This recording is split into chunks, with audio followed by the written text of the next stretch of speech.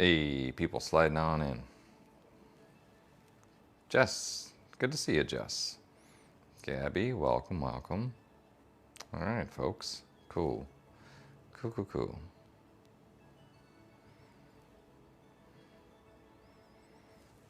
Welcome, folks. Hello. Thank you for joining us today. We're going to be making some more collars. I'm going to do some R&D today. We'll make some new things, too. Luna, hello. Welcome. Thank you for joining us. Yeah, no, these are my Black Wolf, actually, from Exotic Lenses. They're some of my favorites. They actually are my favorites, but people like the red ones too, so why the fluff not? Uzi, hello. Are you a fan of murder drones? I'm wondering. Cat Day, hello. Welcome. Thanks for joining us. I'm making some collars at the moment. This is the one I finished up on the stream yesterday. Felt that it'd be a good idea to add some more deco and finish these screwbacks. Hi. Oh, looks like someone just arrived. We have a kind of an intercom system in here, and I have like a Zen gong whenever someone joins in. It's kind of nice. Yeah, this is an example of one of the color swaps that we have available on Pawstar.com. So we have the standard listings, you can choose some colors, but with the color swaps you can pick absolutely every part of the collar pretty much. And then with custom commissions, which we're open to now, we can have things made for you that we don't even make at all. So yeah, a lot of options for you to make a piece really unique for yourself. So this is one example of our spike waterfall cage collar. Pup Phoenix, hey, welcome from the Discord, from the Pawstar Discord. And then another one I was making recently was this, which is our Hell of a Hound collar. This is the color swap version, and the black and purple turned out so pretty, I think I'm going to keep it for myself. But I'll make them for other people too.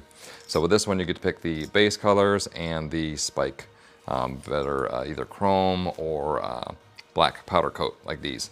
They're quite heavy, 1 pound 4 ounces I think I weigh the collars in at. So very nice. A good piece to wear. As you can see, it's one of my favorites. All right, so the other color swap we were working on was our pastel version of this. So we were making these in some different colors, mostly for colorblind people, so that way they can still see all of the new fancy things and get what they want out of it. So some of the other color swaps we were making were available in red or like green colors, which is not so easy for people with deuteranopia or some color blindness. So as we are accessible, we try to make things available for other people too. All right, some news. We do have a sale right now on Pawstar.com, 25% all ears and tails. That's a pretty big deal and sale for y'all. It is going on this weekend from Friday through Sunday. Also, we now have Club Pawstar, which is replacing our Patreon. So if y'all wanted to support a small business and creators, that's available for pretty much just a cup of coffee per month. And then you get 5% off your orders on Pawstar.com, as well as early access to our products that are launching, and also access to behind-the-scenes blogs and content that we don't release to other people too. Who does my hair? It's gorgeous, says Sam. I do my own hair. I do my own dyeing and stuff. Dyeing, cutting, shaving. It takes me a while to do. I like to blend a lot. I'm letting it grow out a little bit because I fried the fluff out of it. So I'm going to give it a bow there for the minute. Let's see. Jonah's girlfriend, can you see those bracelets up close? Yeah, sure. These are pretty much the standard things I wear all the time. I'm making bracelet sets that y'all can purchase too. Those are coming soon to Darkstar Fusion, which is our one brand. It's basically several small bracelets, some jellies. I have some bead bracelets on here. I do candy sometimes, and some wristies. So yeah. Let's see, do you have ears that move? No, we don't actually make anything like that currently. So maybe in the future. Let's see. His puzzle, I can't quite read that. You should make one in the color of the moon on your ear. Oh yeah, iridescent stuff? Yeah, we do a lot of that. In fact, we have the Lunar collection, which we released before. We're actually doing some new styles right now. So Lunar is going to come back for a limited time, as well as we're going to have new embroidery available for those as well. So that's a nice little sneak peek for y'all. Appreciate y'all sharing my stream. Very cool. Thank you. Thank you, thank you. All right. That's funny. That's funny. Okay, there we go. There we go. There we go. Goodbye. Well, you look cool. Thank you, Kazuki. And see, Thanos says hi. Hello. Kuro was letting me know to show up, Ducky. It's okay. We're all here now. Misty, hello. Welcome, welcome. Definitely leveling up. Hello from France. You look cool and nice. Thank you. I try to be genuine and just kind of represent myself. Like, so few things in this world are as represented, and I try to be one of those refreshing few things. So you see what you get with me, and always here and happy to enjoy and share space and be mutually respectful of everybody else. And yeah, have a good time and do some crafting. So thank you. So I need to get the pattern for that shirt. This is just, this is a piece of lip service from my deep dive archive. So I feel it'd be pretty nice to wear something and get a little fancy. It's Foxy Friday after all, right? Give you something to look forward to for the end of the week. Want to make a two-tone pearl snap punk shirt. Heck yeah. Let's see. Pup Vegas helped tear down the tennis ball. Appreciate that. Yeah, anybody who helps us out at conventions, like, props to that. Always good to help because we do so many shows, and like looking at grid wall and loading the van was always a lot too. So stop by to say I love your style, says Rain. Thank you. Appreciate a little bit of fanciness. All right, Devin, are you coming to Anthro Weekend, Utah this year? We have applied. Last year we got waitlisted, unfortunately, but we would like to hear for this time. Cool. Like your live. Hope you're staying safe and well, my friend. Says Bugsy Seagull. Thank you. See you at Connuga. Yeah, we'll be at Connuga for sure. It's a fun show. I like it a lot. One moment. It's just cold enough in here. Okay, all better. We are a booth down from you. Heck yeah. Oh, cool. You making custom wands? I'm assuming by your username. All right. Okay, so let's start making some of these other color swaps we were working on. So the pastel version of the Spike Waterfall Cage Collar. We'll come back and check some of your comments here in a sec. This one is going to be in a white and pink color theme. I think the pink is my base strap, and then all my verticals are white. So that should look really nice when I'm finished with it.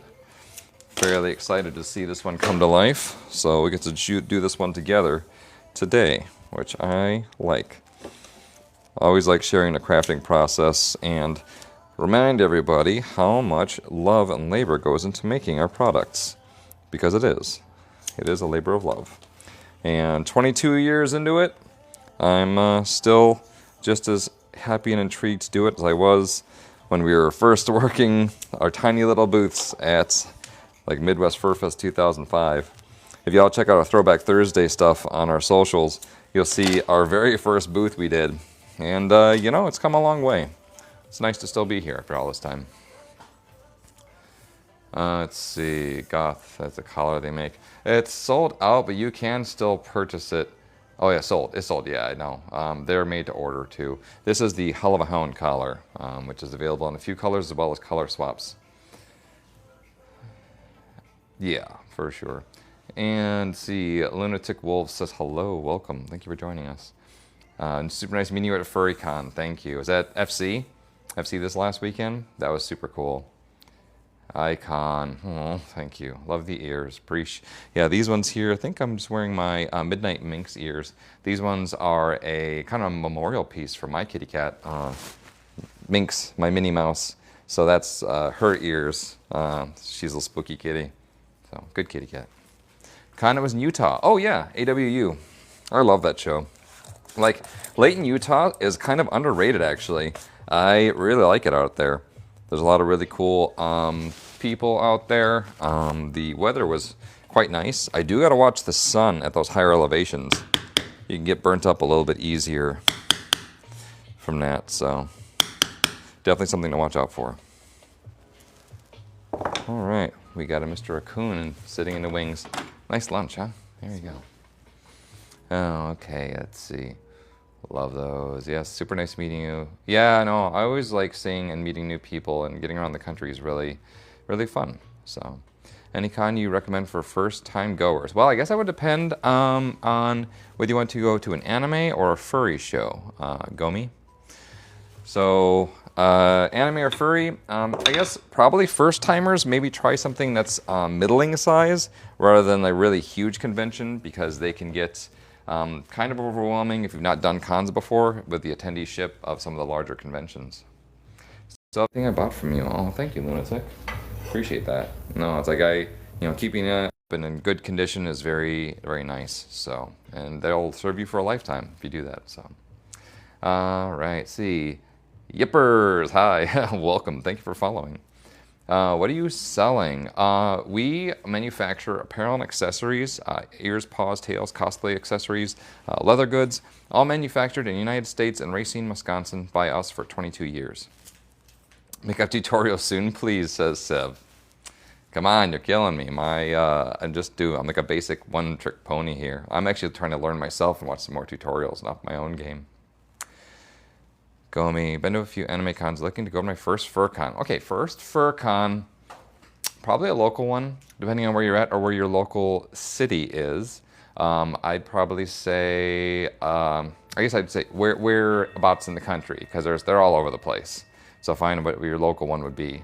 Unless you're like somewhere large, with a large population, like Anthrocon in Pittsburgh, very big. Midwest Fur Fest is the Midwest one, big. Let's see, Furry Week in Atlanta, that's also a very nice, big show. But there's lots of middling ones. Middling ones are almost better. East Coast, your local one, if you're east, probably Furcation Land is up in Portland, Maine. And then, what else is East Coast, Mr. Raccoon? Philadelphia, that's east side of Pennsylvania. Anthro Northeast. A&E, yeah, Anthro Northeast is a good one. Oh, and then yeah. Euphoria is the one. Euphoria. I did not know that. Must be a newer one then. Year two. The crazy is back for you. Oh, sorry, Andy. Let's see. Yeah, local smaller ones I think we would probably recommend for a first-timers. Okay. All right. Let's see what else. Need a new set of paws, says Trucker Pupper. Heck yeah, I got you. What you looking for? You want pawlets, paw mitts, full finger? Sherry Chase asks, are you a furry? Just want to know, please. Yeah, I'm a furry and furry fan. I've been doing this forever and a day. And yeah, it's been a really fun experience just to be myself and bring other people into the fold and kind of show them what this is all about, and kind of educate people too about stuff. So it's been really cool. Today I'm kind of dressed up more like a kimono Mimi, so ears, tail, but also just wearing kind of like something out of my closet from the aught years. Much love, thank you, appreciate that, Gomi. Yay, fluffy ears. Motor City Furry Con, MCFC. Yeah, we're trying to get to that one. We have inquired about going there. We're still kind of waiting to hear back from them. Most unique commission have you received? For me, I think the one that stands out the most would probably be our cat bus kigurumi that we made. That thing was insane. Definitely did not charge enough for it. It was like, I think it had like 15 embroidery panels on it. Had a whole giant like back prosthetic that was like the cat bust portion, complete with mice and everything. It was pretty intense. So that was probably the most unique one, I would say, that off the cuff for sure. Sandy Fuller, love to meet you guys. Yeah, please do. We go to a lot of different live events and shows all over the country. So you're always welcome to join us and see us at the convention. And we're really trying to get out and do a lot of the after events and nightlife too. So for sure. Next question. All right, what you got? Hopefully it's good. You all be respectful here. I like having a good community and having a good, nice session with everybody. When everyone's being friendly in chat, that's super cool. Manic Panic or Arctic Fox dye? I have a couple pieces, like my Manic Panic lime, when I do the back of my fur in lime, that's often Manic Panic. But aside from that, Arctic Fox does make up a good portion of my other colors, especially in the purple palettes are nice. But I really prefer to use, these days, Iro Iro which is Japanese for many, many, many kinds of things. So there's a lot of colors available for that as well. Andy, honestly, I thought about going to bit out of the way. Oh, a different long way convention. That'd be nice. Lady Quinn. Hey, Lady Quinn. Thank you. And Yo Wayne Zombie. Yeah, so cool. Thank you. Thank you. Gomi, what paw style would you recommend for a spider sona? Interesting. So I guess my question for you would be, is it a spider through and through, or is it like a spider hybrid something? Persephone say, happy birthday, Dean. Happy birthday, Dean Winchester. Hopefully that goes out to somebody who's going to enjoy that. Preach. Sandy Fuller, do you guys go to Minneapolis? Yeah, we have in the past. That's something we do sometimes. We will be, I think, at Anime Detour this year. So that is someplace you can catch us. As well as Furry Migration. That one is also in Minnesota, for sure. Dean Winchester's character in the show Supernatural. Oh, is that right? Is that their birthday? I don't know these characters. That's a maybe question. Oh, okay. Lady Quinn, I love your ears. Thank you. Appreciate that. Ear does great warm UV tones. Yeah, totally. Yeah, I like their stuff. And it's pretty affordable price, so love that. All right, I'll take out some trash here. Take out some trash. Here we go. There we go. Okay. Love your ears. Thank you, Lady Quinn. Spider with Venus flytrap abdomen, says Gomi. So paws, I'm thinking how spiders have more of like the tappy taps. So that'd be kind of curious. I'd like to see, I'd be definitely willing to take that on as a commission. So that'd be kind of cool. What pronouns do you use? Asks queer news in America.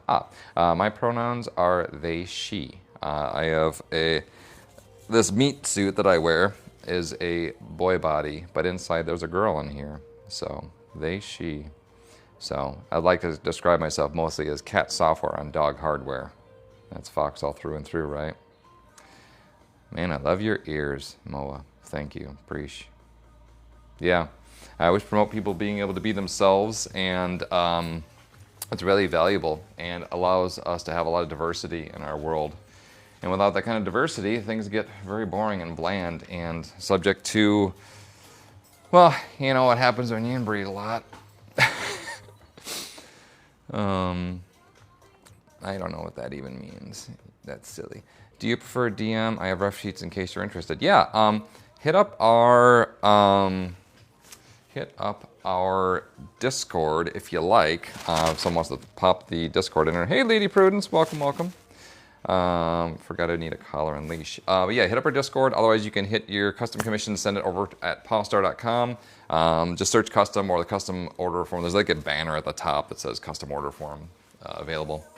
And you can do discontinued products, color swaps, let's see, custom sizing, custom embroidery, laser etching, ear piercing. There's a lot of options. So if you have things you want to do for your Sona or your character, we can get you set up on that.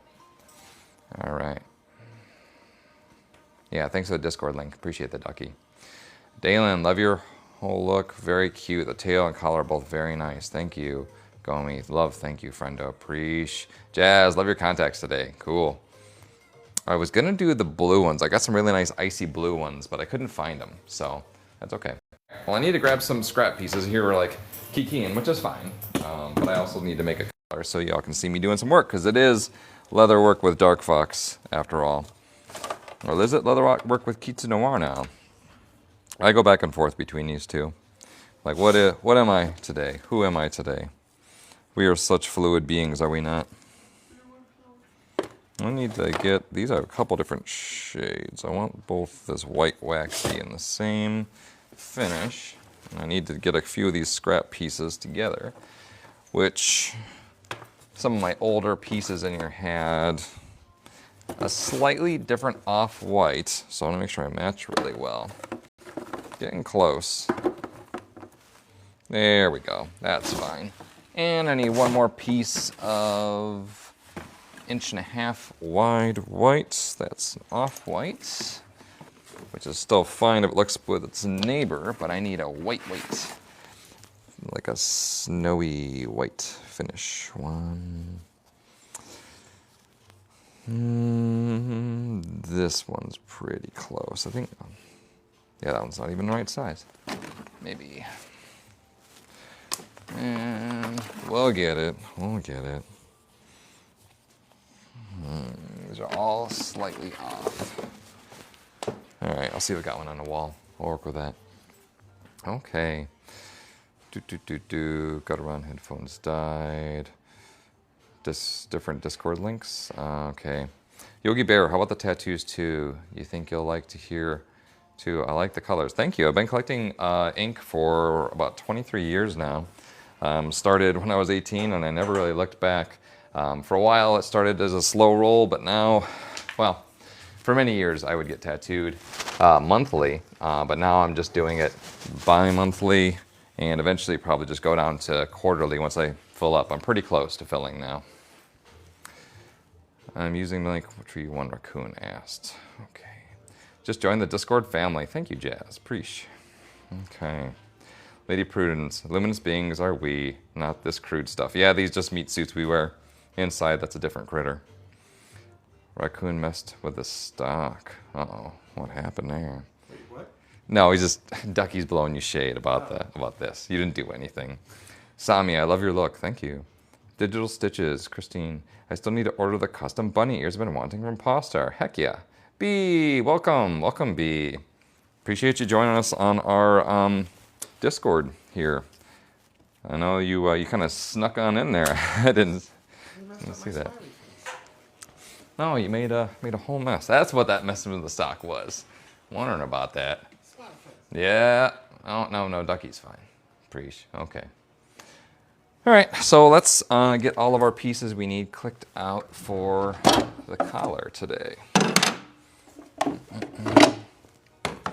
This one. I was actually working on a new style of plate collars. If anybody has seen our Dissipate collars, we made those ones typically with just like a symbol, and I had like little acrylic plates on the side that had like venting on it.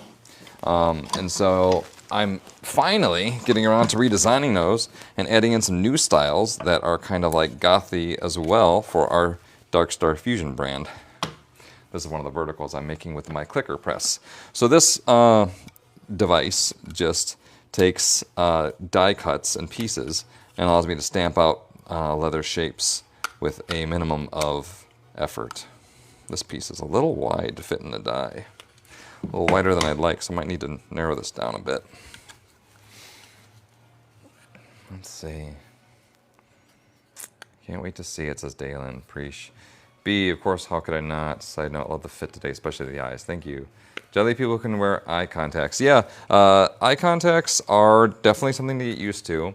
I've been doing that for quite a while now. And for me, I just do it for cosplay or when I'm on stream. I don't wear contacts normally anymore since I've had LASIK done. So it's all good. Hey, welcome back, Andy. Yeah, new Dissipate custom, then you can do that.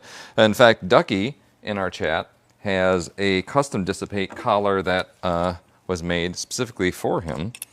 I made it on stream. It was very nice. Very nice to make that. And it was a special event to be able to do that and then make it for someone that I actually know. And yeah, I do like it. I like making the things. Yeah, the white leather we have is very, very nice and very, very bright, but is also very, very stiff compared to the other ones. Prized possession of yours. Preach, Ducky. All right. Wow, this white is really stiff, but that's okay. There we go.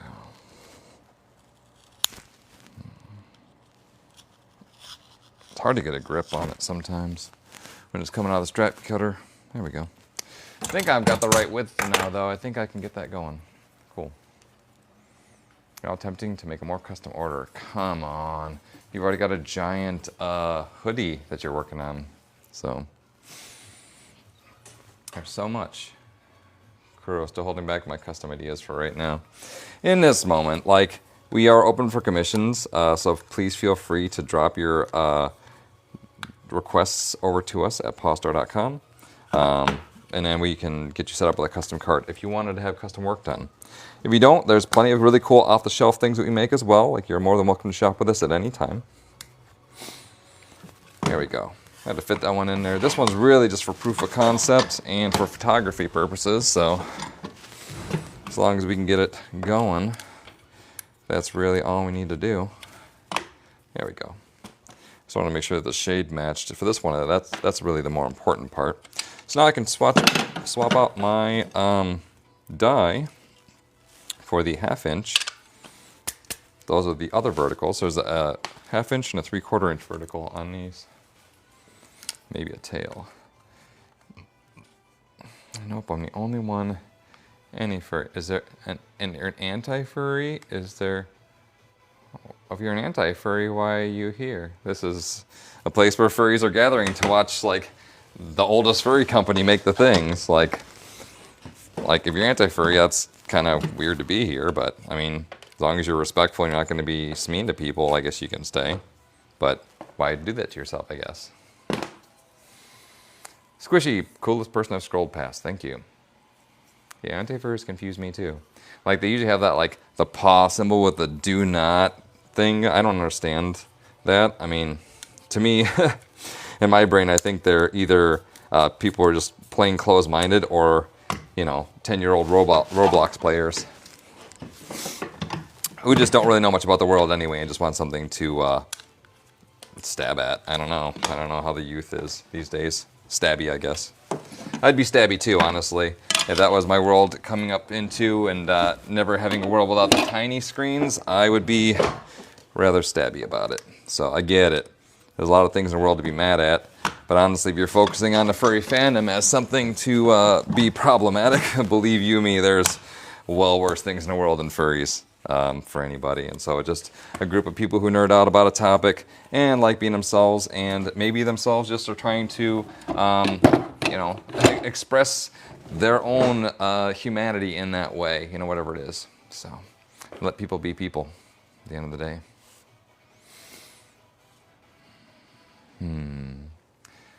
Alright. So you can go. You're a garbage now. Oh, goodbye.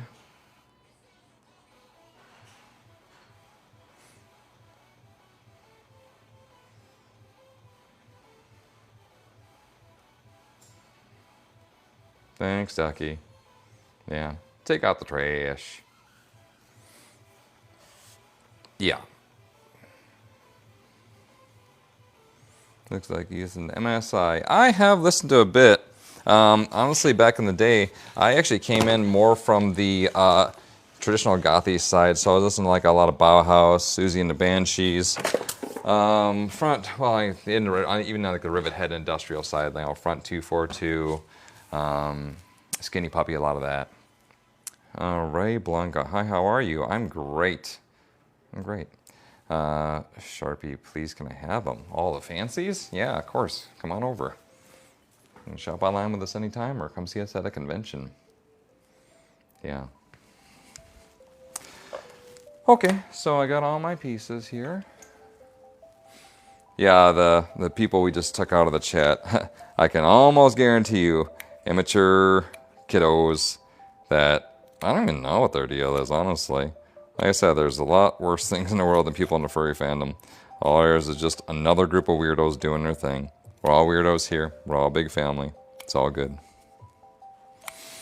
And so, even if you don't like something, there's no reason to like ridicule it. You know, just be respectful. And if not, then just mind your own biz. Really. And ministry, yep. You can forget about that. Andy the Neko. I think you know a meme saying, bye Felicia, saying that, just being honest, yeah. But if it was Felicia the cat girl, then she can stay. Because cat girls are hot. Cherry, thank you for following. In this house, we look after each other. You got it. You got it right, sister. Arwen, love you guys' products. I own like 7 or 8 collars from y'all. Blessings from Cali. Happy Friday. Preach. Now, any of y'all who've been shopping with us in the past, in fact, it was kind of funny. We were at the Further Confusion for the first time since 2009, so it had been something like 16 years. And the number of people that came up and said, wait, is this Pawstar? And my favorite is the Pawstar? I'm like, yes, it is the Pawstar in the flesh. We're here. We're back. So we'll try to... Hi, Mr. Raccoon. Anything to just get a little bit. Go back on your lunch break for another 3 hours. All right. You gonna go be useful? Yeah, you got an event tomorrow. You better go pack up for that. Yeah, I just finished. Oh, good job. Okay. I'm adding whimsy. Whimsy. Just collars or maybe an interesting project. Today, collars, and then I've actually got some R&D that I was working on, so we might go and hop into that. Those are those dissipate plate collars I was working on. Okay, cool. Let's bring you over here so you can see this. Oop. What state is the shop in? Our manufacturing warehouse is in Racine, Wisconsin. It is in between Milwaukee to the north of us and Chicago to the south. We do not sell out of this location. It's just our manufacturing facility. We actually go closer to you probably. So we do usually about 30 to 40 conventions and trade shows a year across the United States. This year we are looking at some international shows. And aside from that, you can shop with us online anytime at Pawstar.com. I don't see the Midnight ones online. Midnight Minx is a limited edition product that we sold this October as part of our spooky collection. You can order it right now as part of the custom orders. So that means anything out of our archive catalog, the things that you've seen, then those are what we got. Yeah, for sure. Let's see. B, you kind of want to buy a new collar now. Yeah, we have a lot of new styles and things. I'm actually making some new designs that don't even exist, aside from color swaps, which we've been meaning to do that for a while. So I'm finally getting on that, which is nice. But the new collars, I'm making one that has like a smaller version of this. This is a 3-strap or 2¼ inch tall collar. The other one is going to be a 2-strap or, let's see, inch and a half roughly. So that kind of tracks with our standard 1.5 inch collars, which is like the height of what I'm wearing, but we'll have some more center detail as well. So that's in the works. As well as, what's the other style? I guess it was just new dissipate plate collars for sure. All right. Meow. Meow was. Welcome was. Glad you can join us again today. All right. So this is me putting the side details.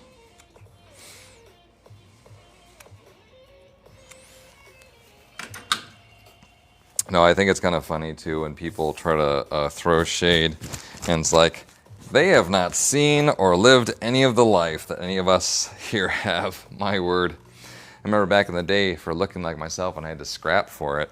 And it's not just people throwing shade, they'd be throwing fists back in the day. And you kind of had to stand your ground there. And so, you know, we may have to do that again here in the future. We'll see how it goes for us all. I don't like violence. I abhor it actually. But, you know, if people are going to do something or hurt somebody that does not deserve it, sometimes you got to step up and stop that stuff. Like, bullying is a learned activity. And so when you do that and you get bullied, you can either continue that cycle or you can stop it. And kudos to you if you've been bullied and you do not continue that and you stop it. So good on that. Are you going to MegaCon, Orlando, Florida? I may get ears to tail from you. We want to. They opened up more booths and we applied for them. We haven't heard back. So while I'm hopeful, it's been a hot minute, so I'm wondering if they actually will. That's coming up, so. B, feel like we could be great friends one day. I'd like that. I like making more friends. I feel like I have a lot of acquaintances, but my doing this eats up a lot of my time in life, and so I don't have time for a lot of actual close friends Unfortunately, just a lot of wide circle of acquaintances. But yeah, I'm always down to make more friends. We could always use friends, right? Okay, let's see. Some question of the day. If you could choose to have a very comfortable pillow, but a horrible mattress, or you had a very comfortable mattress, but like a burlap pillow, which would you choose? Comfy mattress or comfy pillow? B, I feel like so many people I know are buddies, definitely not close. Pillow! B says pillow. Okay. Yeah, I'm all about the comfy pillow, because like I gotta keep myself supported. Be happy, Fox. Mattresses, bunch choices, say pillow. Yeah. This robot wasn't behaving. I'm gonna replace it. Mattress, you eat the pillow and sleep on your mattress? Okay, okay. Oh, hey, I know you. You come see me at OhioCon. Welcome, welcome, Mars. Appreciate you finding us today.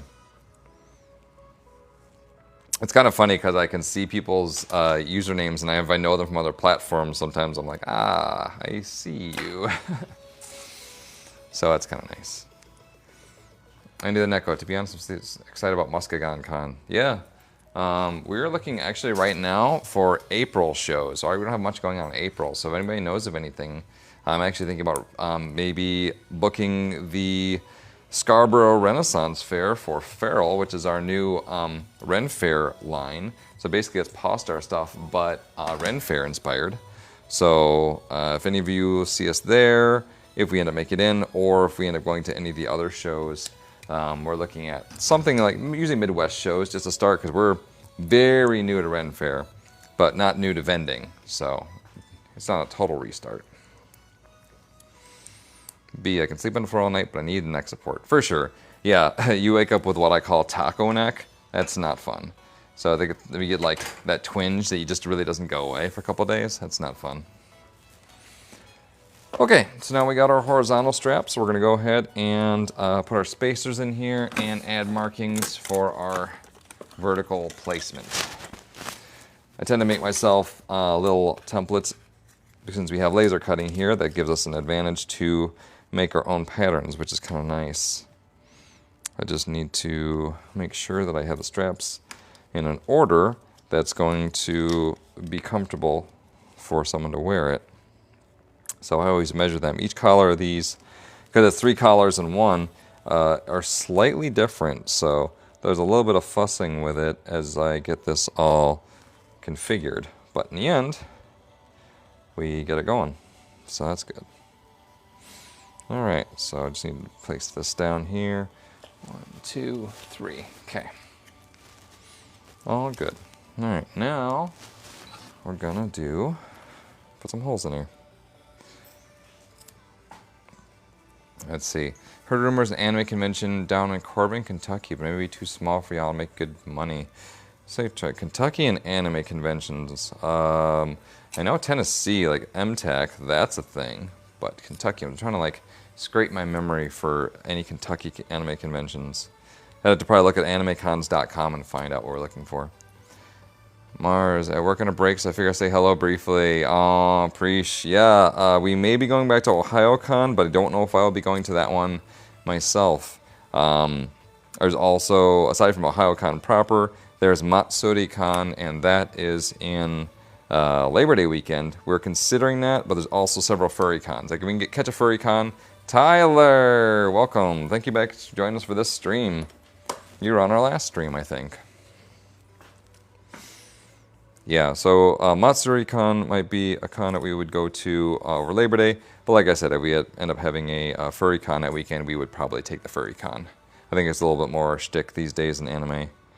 But not to say that we don't do any local cons soon. Yup, we sure are. Next month here in February, we have Corbin Con. Interesting.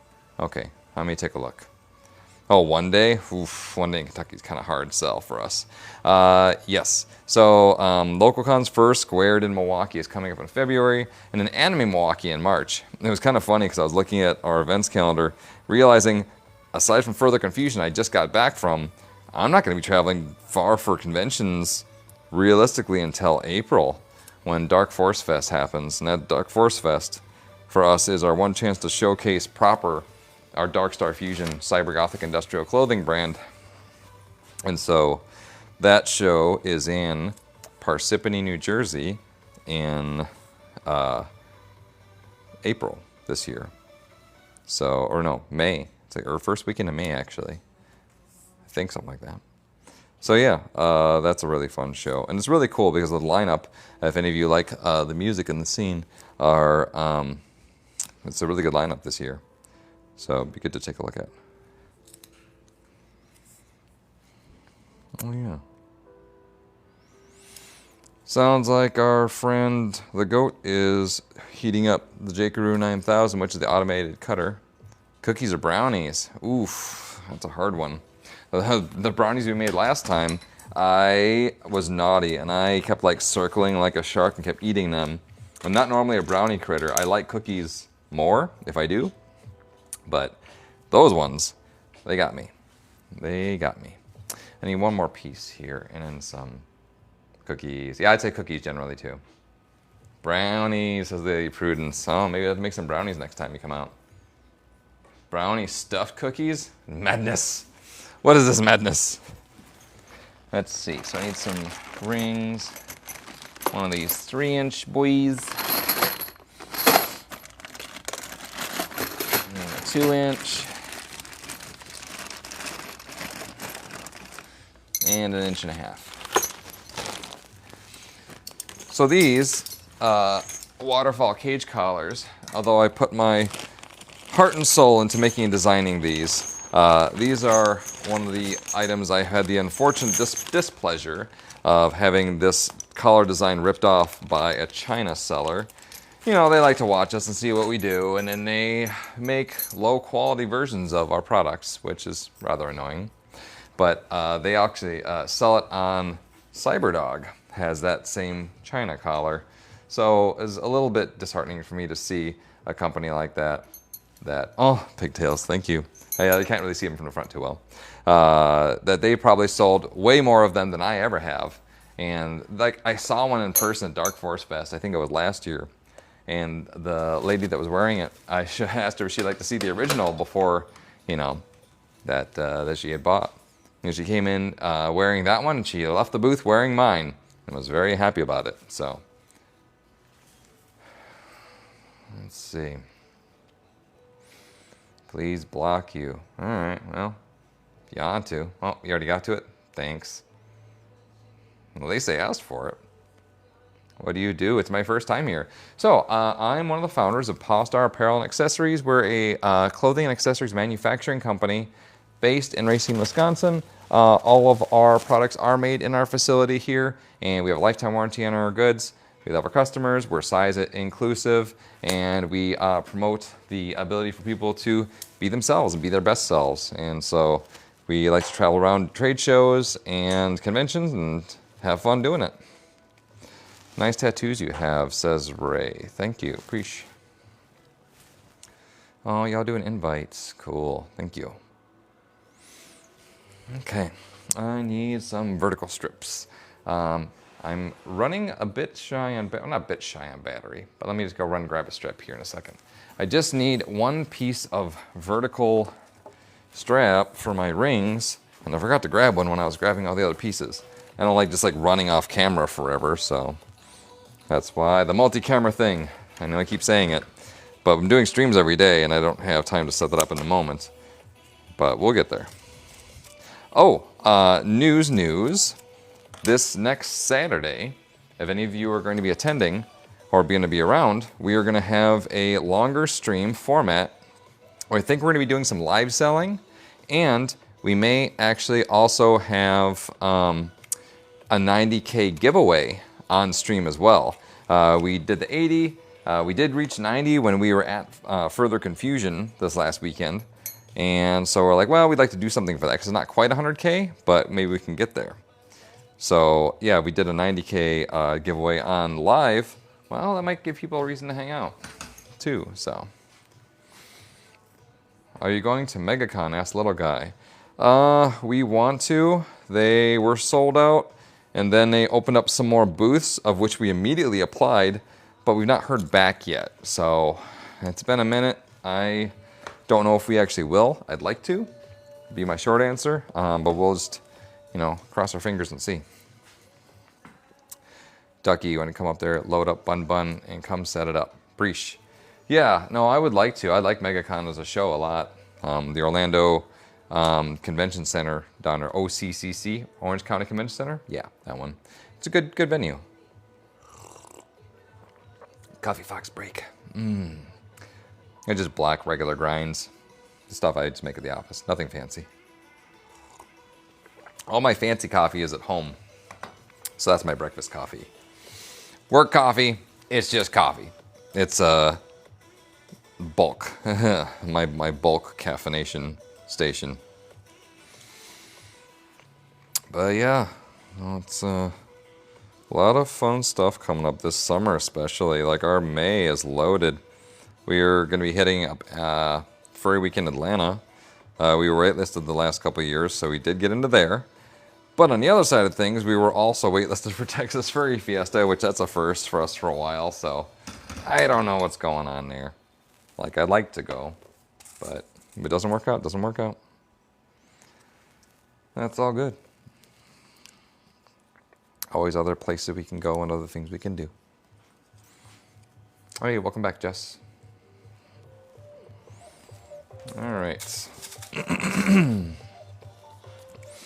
So, I got these. This is going to be a little tricky because this white's a little bit thicker. Come down to Texas and see us more. Yeah, Texas is one of the states we go to much more often than most. Back when we used to do A-Con, and, well, TFF may not happen this year, then we would go to Texas probably 5-6 times a year. These days it's probably closer to 2-3 times a year, but we still make it down. This is a round knife, by the way. This is used for, like, either doing slicing, or I'm using this in this moment to skive down some of the thickness here, so I can make it a little bit easier for me to get that rivet through those layers. So yeah, Texas is a state that we try to go to quite a bit. Like, it's not too bad of a drive, 16-hour drive for us from Wisconsin, which seems like a lot, but when you do this all the time, 16 seems more like a middling distance than a long haul, really. All right, one moment, please.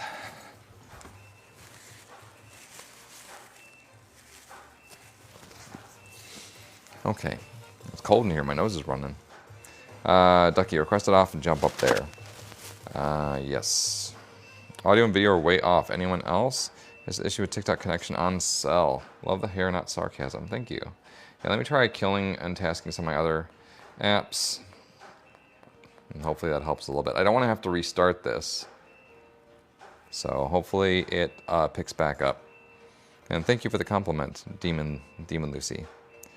Would you explore outer space or the bottom of the sea? Bottom of the sea has a lot of unexplored stuff. Space is very vast. So that's a good question. I think I would personally rather explore probably outer space. There's a lot of lonely stuff out there and a lot of distances between galaxies. So in between galaxies, hopefully you have a way to put yourself into some sort of stasis, or you have something to occupy yourself for, I don't know, more lifetimes than you currently have. Because that's how long it would take to get to somewhere further out. Space, yeah, space got a lot of cool stuff though. But of course, I'm wondering like how many planets you could actually find that would have, able to be habitable or have, a atmosphere that's good for that. There's so many other questions about that too. And is everything uniform physics-wise across the entire universe? Are there places where the laws of physics break down? There's so many questions, and we know so little. But the same thing about the deep sea. We still know very, very little about it. Because like we know so much about the land, but the deep sea is very much a mystery to us as a race. So hard to say, really hard to say. They both have their merits, really. All right, sweet. That one took. These ones are a little bit tricky on the white because there's just a little bit of clearance. You know, needs every last little scrap it can get. All right, so Demon Lucy, I like the space. If you had a warp drive instead of like hibernation, yeah. If you had some sort of jump drive where you could do that, or fold space, or you know, use the spice channels of Dune or whatever it takes for you to do that, that would really be a way to go, wouldn't it? For sure.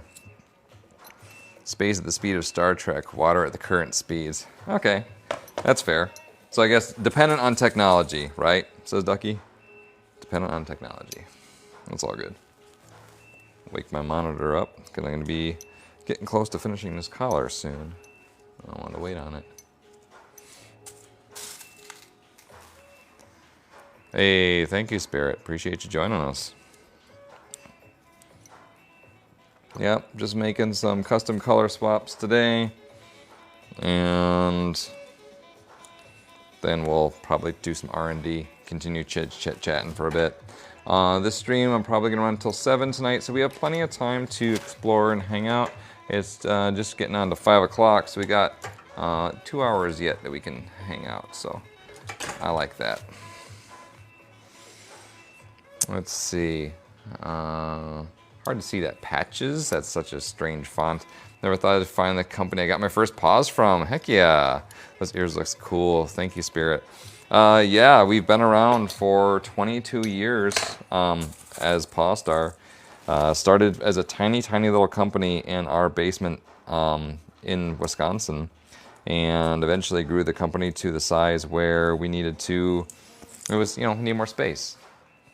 And so we needed to go into an actual manufacturing facility, and that was from 2009 to 2018. So about a 9-year period that we started with a small bit of space we were leasing, and then eventually got to a large amount of space. We were just shy of 5,000 square feet for our facility. And then realizing that it just still wasn't enough for us, we were on top of each other and just needed something that was a little bit newer. The facility we were in was quite old building. And so we went and did building shopping, and we ended up with this building up here in Uptown Racine, where we are at today. And it's probably our forever home if we can continue with it. Solus says, hi, welcome, welcome. Black Star, what's the biggest tail you have and how much is it? We do sell the mega tails. Those are floor draggers for sure. They have a special belt attachment so you can actually wear them and not feel like overloaded by it. And then they have, oh heck, they're long. I want to say they're like 4 feet long and big, lots of stuffing. They run about $450 and up. Some of them have lots of inlays with them too. Yeah. Patches, I got in so much trouble with those paws. They had squeakers in them. I had 2 puppies in my house, oh my word. Well, the new versions of those paws now have removable squeaker pockets. So if you want, you can replace squeakers, at least in short term, or if your doggos get to them, it's too much. Cave Cat, hi, welcome for joining us, Cave Cat, preach. Yeah, if you look up Mega on our website, those should pop up. And we're also taking custom commissions right now, so if you wanted to get a Mega just for you, we'll be happy to entertain that. I have one of our longtime fans is currently requesting an orca tail from us. So that's pretty cool. We'll be very interested to see if they go through with it. We've never done one before, so an orca would be pretty sweet to see realized. There we go. Cool. Oh, good. Now I get to put in my verticals and do the spikes. I'm Mella. Hey, it was way too much fun, your kitty tail squeaker. Heck yeah. Goodness, would be cool to see a Pawstar mini documentary. Yeah, I've wondered about that. If that would be a thing we could do. I had a couple people at one point that I was talking to for like directors or whatever, and you know, the number of times that people come into my life and like, oh, let's do a thing, let's connect. I'm like, okay, sure, and I give my good old college try and try to connect, and you know, most of the time it doesn't work out. It's just people in the moment getting excited about a thing, because there's always ideas, and ideas are fun, and ideas are great to generate, but like, you know, to actually doing a thing and following up on it and following through, that is often a different story, and you know, it takes a lot of time and effort to do something and do it right. Which to me, if I'm going to do something, that's the only way to ever do it is to do it right. You know, take the time to actually, you know, make it proper. And here we are. Yeah, I know you'd follow through, Jess. You seem like the person that you would. Like, if there's one person who's been around and been consistent, Jess has been in a lot of our streams, and you know, I can usually count on them being here. So that's been really cool. It's always fun seeing people pop in from stream to stream and be here. Keep scrolling, Demolushi. Thank you, Preach. All right, I don't know if I was closer. I love filming and editing, but I don't have the money, not the money, not the time. Yeah, that's kind of how our world is right now, isn't it? So people often have one or the other, not both. I mean, I'm kind of included in that. It's like, I would not say even after 22 years that Pawstar's ever made it out of the woods and we're like this super big company that, you know, is bulletproof. Like, no, we're still a very small business, and we had our share of trials and tribulations from having to go through the pandemic too, like everybody else. And yeah, when that first kicked off in 2020, like all of the conventions, all that stuff was gone. And so for us, that means that like roughly half of the revenue that we made was gone because there was no shows. So yeah, you can do what you do. We're still here right now. But yeah, it's like, it's a grind. I get it. You know, life ain't easy. I mean, it could be much easier for people, but it seems like maybe there's not interest in making it easier for people. It just, you know, keeping people where they get just enough to get by, but not more than that. Or it seems like you get slightly ahead and then, you know, some other world event or something happens. But that's life, right? You can be smiling or crying, pick one. So I pick smiling. What do we got here? Can't read that far with the contacts. Mushroom Father, you're so cool. Thank you. Preach. Alazi, what's up? I'm making things. We're sharing all that. Cool. Patches. I found you guys on Amazon when I was a teenager. This is my first time seeing your brand since. Heck yeah. I appreciate you having found us on Amazon. That was something that we were doing a little heavier for a while. But now, because of the pressures of marketplaces that are now having so many third-party sellers on there that are just slinging hot garbage, people that have imitation products, and just general hostility from the marketplaces themselves towards their sellers, we've made the decision as of the end of 2024 to no longer be on marketplaces. And so now, if you want to shop with us online, you can only find us at Pawstar.com. So, yeah. And I don't know if that'll change in the future, but at least in this time, that just seems like where it's best for us. It's like we had a lot of issues and stuff trying to make sure that we had like clear our own name, because Etsy thought we were reselling other products and that we were drop shippers, and so we had to prove to them we're making our products a lot. It took us like a month to clear our name, and then when we finally did, it's like there's something else came up. So because of that, we're just kind of sick of it, and so we went just to Pawstar.com. So it's just our platform. It's what works for us. Some people are still on Etsy, and you know, if that works for them, that's what they need to do. In this world, you kind of got to take care of yourself in the ways that seems best. Okay.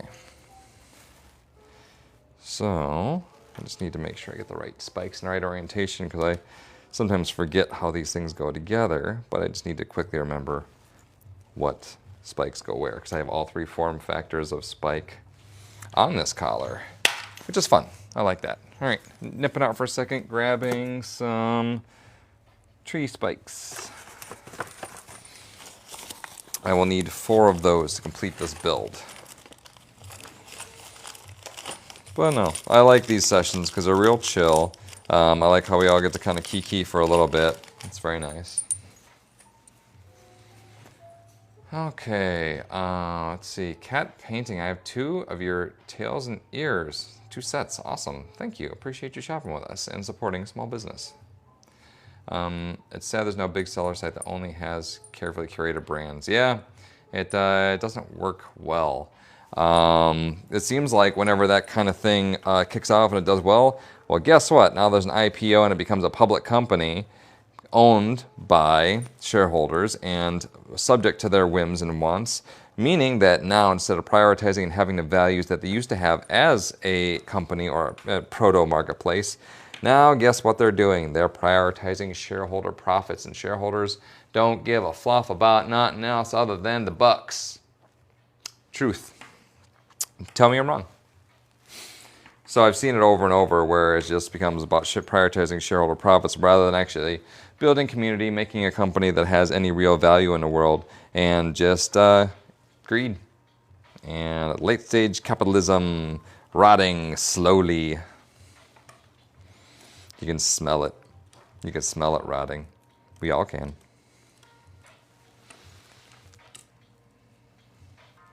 Absolutely true. We just got budget cuts at NASA because of it. Yeah. Wow, you work for NASA. That's really cool. One of my dream jobs back when I was a kiddo, I wanted to be an aeronautic engineer and build spaceships and airships and stuff back in the day. I'm always a kiddo, and I just liked Final Fantasy a lot, so I thought airships were cool, so I wanted to be an aeronautic engineer like Sid. Yeah, that's really cool, though. NASA. Wow, what a gig. Hiring for the lowest bidder now. Sad. Let's see if there's anything else I'm missing. Oh, I think that's everybody. Oh, let's see. Sona Smith 2. Hello. Thank you for joining us on our stream today. We're making some color swap variants of our popular waterfall cage collar, so that way you can make the collar custom with any of the leather offerings that we have for both the horizontal strap, vertical strap, and the leather. The hardware. I wanted to be a horse. I've done horse Sona stuff before. Ears, hats aren't too hard to do. Tails are a little different because obviously horse tails, those are really long fibers, and so you're probably going to be better served using like a wig hair for horse Sona. Felt Sona. Felt. Like felted, or like, is that something I'm missing? Like a selkie or something? I gotta know. I wanted to be a space princess when I was a kid. That's nice. I like that. At some point, I really actually found out about Captain Harlock, which is, I forget now. It's like such a big popular series. It's like old school anime. But I had actually requested a Sona commission, and they drew me as like Captain Harlock-esque with like the cyber arm and the cape and stuff. It was really cool. One of my favorite ones. Synthetic wig hair tends to get messed up easily. Yes, you're correct. It is. For sure. What are these for? So these are fashion leather collars that we use. These are in the style, like normally these are for, people with like, either want to wear pastel or you have a gothy style. These are actually color swap versions, so you can do more than just the black on black, black and chrome that we were offering. So this one in particular is a 3-row cage collar, my own design. And yeah, so that is the pastel version with the spikes. We also did a black and purple version with the spikes.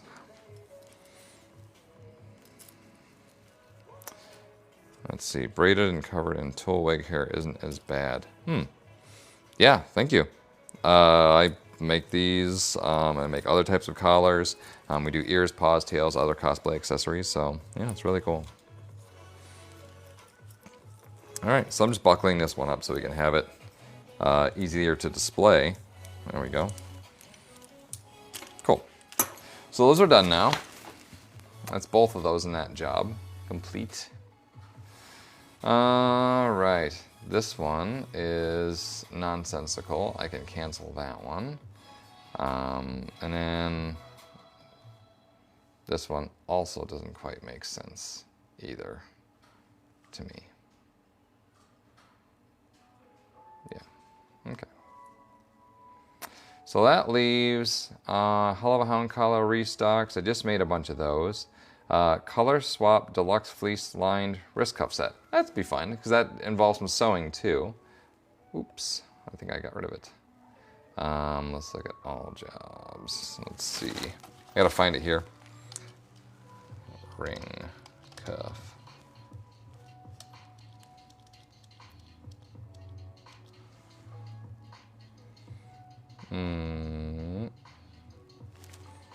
Color swap.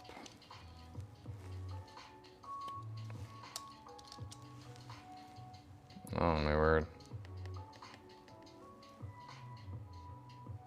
I'm not quite sure where that went to. Oh, you know what?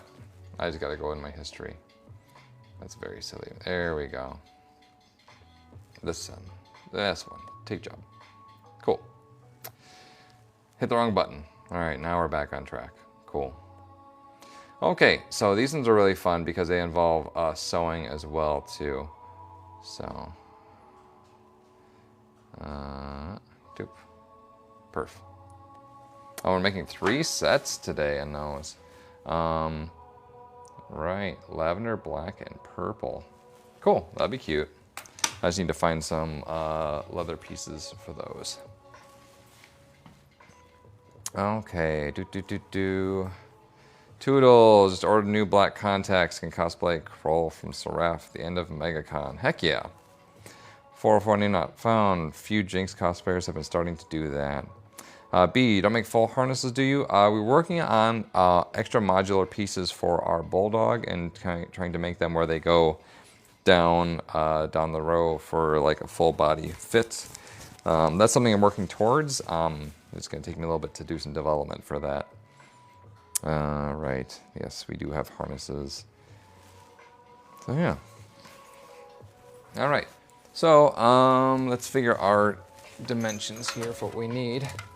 I can never remember these off the top of my head. I make them, but not as often as I would to remember that. Okay. 10, 13 and a half. Perfect. So we're gonna go and get some pieces for these. Pink, white, lavender. Pink, white, lavender, 1.5 inches. I think I actually just strapped that down. Yes, so I'll need to go get a little piece of that to finish up. Oh, purple, pink, lavender, black, purple. I'm looking at the wrong part. Yeah. So neither of these. That's fine. Oh, there's the black. That's why it's good to double check. Measure twice, cut once, right? So I'll need to do the other two.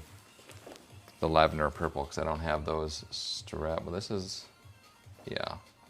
Okay, so lavender and purple. Let's go work on those. I'm trying to install a control sensor for the booster fan. Yeah, that's a lot, all the HVAC stuff. B, I love the ones that go down the legs. They look good on your suit. Heck yeah. Oh yeah, we're actually working on some lower leg harnesses too. So that's kind of in our to-dos. All right. So I'm over here at our strapping table, do some leather, and we'll lay out some hides and make the strap we need.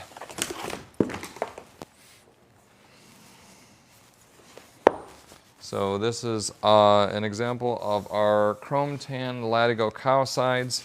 We get these from a local tannery, Thiele Tanning, up in Milwaukee.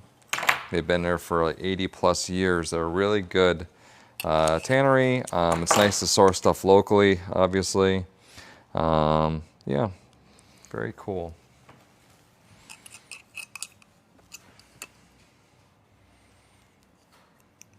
Yeah, new styles coming soon as we can make them.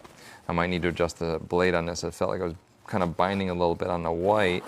Oh, it is cutting through the lavender pretty good though.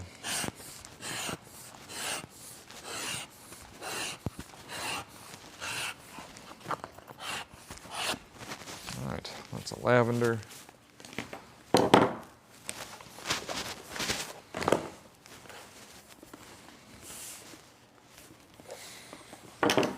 And we'll go on to purple. Now, I think I did this the other day. I was looking to see if I had any purple hides. Ah, I do. It's just hiding. The hide is hiding underneath the lavender. There we go.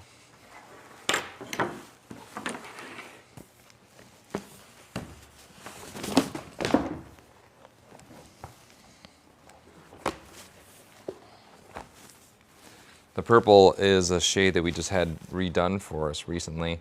Our old purple, for any of you who have shopped with us in the past, I think as far as even up to 2020, was more of like a plum color. And then we talked to our tannery because we were ready to kind of upgrade that. And then we got our proper Pawstar purple. So this is beautiful, rich shade, like a royal purple. And while I was at it, I'm like, hey, while you're doing it, can you make me a lavender? Here's a paint swatch. And they made our beautiful lavender at the same time. So we were very happy to have those and add those to our rainbow of color selection. Because what is the world without rainbows?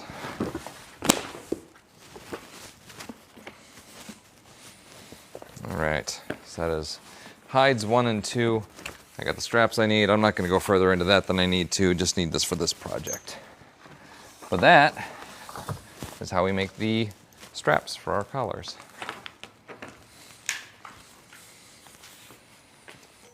Lavender purple is your favorite color. Heck yeah, preach. This is Aiden of the 8/19th. Thank you. Appreciate the compliment on my style. All right. So we're now going to put some beveling on the bottom parts of the strap. These are going to allow for the straps to be a little bit more comfortable when they are worn. Doop.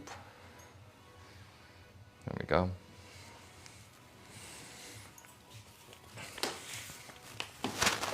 Yeah, hopefully some of y'all can join us on Saturday for our live stream. Not this Saturday, the next Saturday.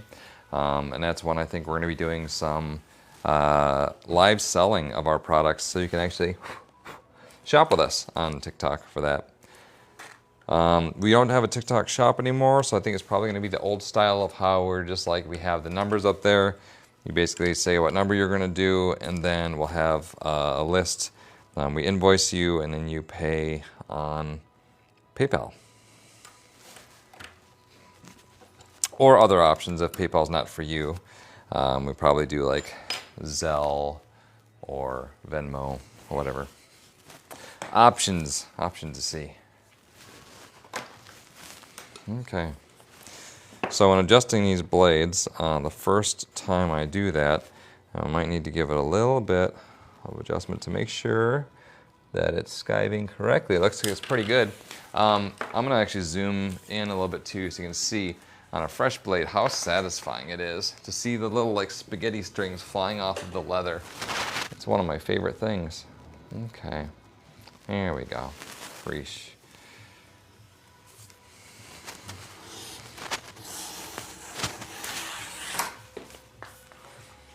I beveled the one. Let's bevel the second one too. So did okay. The strings were not quite as stringy as I like seeing them.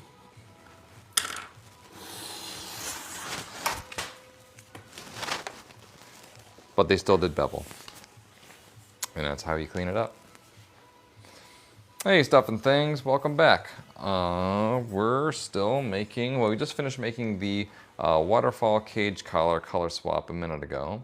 And now we're on to making the fleece-lined wrist cuffs. So they have lefts and rights, they have a O and D ring on there. So they're a really fun style. There we go.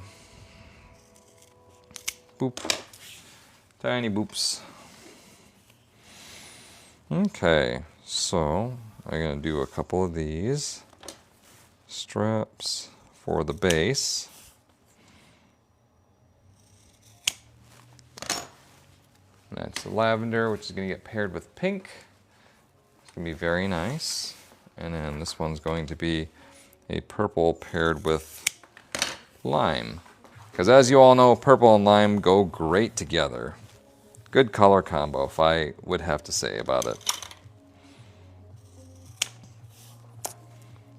But I'm biased. They're both very nice colors. And finally, we have the black, which is going to be this strap here.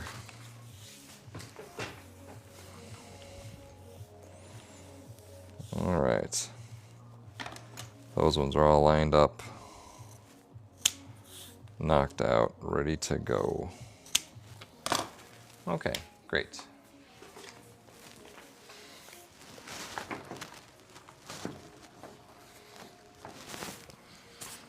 Okay, so we have our cuff bases. We're going to glue these out, and then we're going to take and make the top straps as well. Stuff and Things, I have contacts in today. Very nice. Thank you. Yeah, I'm wearing my Dark Wolf contacts from Exotic Lenses. Andy the Neko, back and eating food. Good. Just eat your food. I'm going to eat some too when I'm done here. B, keep accidentally backing out of the live and it's annoying. I do that too. Sometimes when I'm trying to browse some lives, and I don't really mean to, but you just tap the screens ever so lightly. It thinks you just want to zip right on out of there. So, it happens. It's all good. All right, I'm going to put this stuff up here. Clean our work surface a little bit. I can have a little bit of a cleaner place to work in here. Okay, so that's the bottom straps. Top straps of these are 1 inch. So I'll need to do pink, white, and lime. And once again, just want to make sure I have the number in my head to make sure that they're correct. Okay, yep, that's what I thought. And let's see, so now I gotta be tricky. There's the pink, there's the lime. Hopefully I got enough of that. And white. Look at that, I actually had them. I'm probably gonna run shy on the lime though. I feel like there's not quite what I need here. Oh, definitely not, yeah. So I will need to probably strap a little piece of lime for this. But that's not a big deal. You just saw me do it. All it involves just laying out a hide, doing a strap cut, and going on to the next. All right. How's the audio for y'all? It's still lagging, or is it catching up a little bit? Kind of curious. Yeah, the whole cell phone connection thing is kind of borked a little bit. Oh, okay. I'm watching you having leftovers. Preach. Okay, tattoos are amazing, Kelsey. Thank you. Jess says laggy. Just a little lag, not much from B. Haven't any lag the whole time. A smidge. Okay. So it seems to be kind of variable. So I don't know whether it's going to be my stream. Obviously, what I see on my side is very smooth, but or their content distribution network might just be serving a little bit one way or the other. I don't know. I'm kind of reticent to want to try to restart my stream. I didn't have a lot of good success when I tried that before. One time I had success and it was great. The other times it was very hit or miss. So, unless anyone's having some serious problems with this watching the stream, I will probably just roll with it and we'll see how it goes. I'm not going to strap a whole new piece. I'm just going to strap this one down a little bit. JD, hi, thank you for joining us. I love the 80s. Where's your collar from? I need one. This is our Hell of a Hound collar. available on Pawstar.com. And in fact, I also, on a previous stream, made a color swap version of these, so that way you can pick the base leather color as well as the spikes, which I have in black powder coat and chrome. Totally tolerable. Sweet. Well, thank you for sticking in there with us in any regard. Your support is appreciated. Okay. Here's this Coffee Fox break. Yum. Just black coffee too. I don't have anything in my work coffee normally. Hazy Kaiju Paradise. Hey, welcome. I know you. You've been on our streams before. Welcome back. Thank you for joining us today. We're making some more color swap collars. Trying to finish off this run of these so that I can make all the color swaps available. We were all offering a lot of our collars mostly just in black with some hardware, but there was like a lot of options. So it would take us a long time to make stuff. And so we found maybe a better bet for us was to limit our standard ones we're making a bit to a few colors and styles, but still a lot because we have a very, very big catalog for any of those of you who know. And then all the rest of the things, we were looking at changing over into the color swap versions. And so you can make whatever color you want out of it. So you can really make your own. Do you ever hurt your neck with the collar? These ones, it's extremely kind of hard to spike yourself. Like this, like hugging people, you kind of got to be careful. Some of these, but just, being situationally aware is a boon for you. But in general, aside from that, yeah, not too bad. The most hurt part of it is if you're not used to wearing them. These collars are about 1 pound 4 ounces.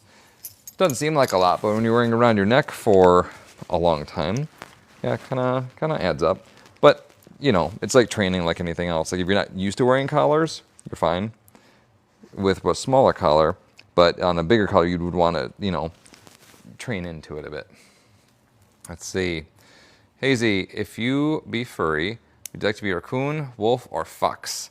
I am biased. I'm a fox. I can pretend I'm not, but I'm a fox.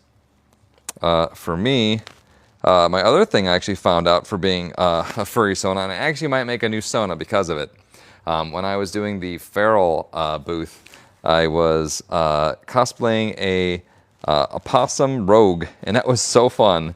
If any of you want to scroll down and see our other videos in our feed here, we have the feral teaser. I didn't get as much video of myself in the rogue outfit as I would like, but it was really fun. Like those possum tails, I tell you, like there's so much waggle to them, and you really feel like a feral critter wearing them. So it's a good way to be. And like playfully hiss at people a little bit and kind of get into the role a little bit. And I'd like to flesh it out a bit more and actually have some backstory and make it where it's like you're playing like a LARP or some sort of role-playing game. So that would be a fun experience to add into the feral booth, Feral by Pawstar. Hey, it's Dusk Pup. Dusk Pup likes wolf. Wolves are great. I thought when I was first starting, I didn't know if I was a wolf or a fox. I'm like, oh no, definitely a fox. When you know, you know. Sometimes you don't necessarily know, and that's okay. Because it's okay to change your mind. It's okay to change your Sona. Or I even had somebody ask me the other day if they can't decide between being kimono Mimi, which is basically just wearing ears and tails like anime style, a furry, which can also be that, but also can go even further into wearing fursuit land, or Etherean, which is, to my understanding, a lot more of like more like kimono Mimi, but also wearing like the masks and being a little bit more animalistic with it, like animal walk and whatnot, which is effing cool. I love that. I like that. I think it's really cool. So yeah, but my answer to them was, you can be all three. That's fine, and you don't have to be all three at the same time. You can be all three at the same time, or you can just be something else. You can some hybrid of the three. It's really about expressing yourself and finding where you feel comfortable to be you. And that's what I like about the furry community in general, because it really promotes people to find and explore and express themselves, and it's a community based on that. very much primarily. So, you know, in that vein, after having vended this stuff for 20 years, it's been neat to see and be a part of it myself. And for my part, really being able to have other people learn about the community and join and really find their own place in it, make their own place in it, you know. Our worlds are what we make of them. We have that power to do that. So I'm glad for my part I was able to help people find some community for themselves too. Yeah, great creative outlet for sure. Self-expression at its core. Hey, I like that. Let's see. 404, I'm trying to figure out how best to do a poodle. I've not seen a poodle Sona, so that would be pretty unique to see someone express that. I would be very curious to see how that works out. And if you need some help, we're happy to help you out. There's more of an identity thing from my memory of a friend who was, but I haven't heard from them in a long time. Yeah, I'm still trying to educate myself a little bit more on the Therian, I would call it the Therian movement at this point. It very much seems to be centered towards, when people all ages are exploring this too, but I see kiddos coming in the Therian masks, which for those of you who have not seen it, is more like a pre-done plastic shell, either like a raptor mask, or sometimes they have the flatter version of like kitty ones, or ones with like little muzzles, and they're turning them into like a partial fursuit with like, they get the paws and accessories, the mask they deck out in all these beautiful different permutations and materials. I'm like, wow, you're so creative, kiddos. Like, I wish I was, you know, had the access to all the things and the community existed when I was that age to be able to explore that. Like, that's really cool. And a really good opportunity for them to, you know, practice DIY and crafting, because in this world, it's like, a lot of people aren't. They're just buying things, right? And so it's nice to be able to see that there's opportunity for that now, and that people are really jumping on that. So, yeah. Andy the Neko thinking, and my first Sona is a hybrid fox bunny. Yeah, taking out the trash, taking out the trash, trash, trash, trash, trash, taking out the trash. All right, Andy the Neko, Racing Man, hey Racing Man, appreciate you coming out, supporting us on our stream today. I did Foxy Friday, so I got a little bit extra. Just wearing some stuff out of my closet, and did my makeup today. Didn't fluff my hair up. Next time, maybe. But I think the pigtails are really cute still. Like I said, before I discovered the joys of having pigtails, because if people would know me going out to conventions, I'd often just have my hair up in the mohawk. Typically, my style would be the standard fan hawk, or I would do sometimes toward the end a more backcomb death hawk style. Then, I think it was not last October, but 2 Octobers ago, I went to a music event, and I had put my hair up in pigtails for the first time. I'm like, oh, this is kind of fun. And I enjoyed it so much, I'm like, heck, this is going to become my general way to kind of have a fun look, because you see this critter in front of you that is, and the meat suit is completely decked out in tattoos and ink, and then you see this pigtails, which is a big contrast to what you expect out of that. You see something like this. The cutest, thank you. 404, right, so I've been a little wild. Poodles, I think they're perfect to rep gender fluid. Oh yeah, totally. I think so too. Andy the Neko, my first persona is my profile picture. Heck yeah. Like that. All right, so we got our buckle sides done. I'm gonna use this to make the belt sides here, because that's a lot of holes to put into these straps. And if I can make that more efficient for me in any way, I'm gonna. That's not the right bottom plate. That's for a 3/4 strap. I need that one for a 1-inch strap.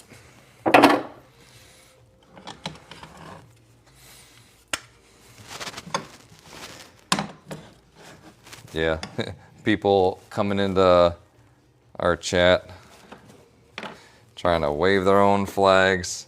And la-dee-da, look at me. Well, look at you. Just look at you. What a spectacle you're making of yourself. Like, I'm not fussed about it. Like, you want to go be an idiot, go somewhere else. This is not the platform for that. Maybe the platform might be, but there's not the space for that anyway. I don't understand people. Sometimes. All right. Boop. There we go.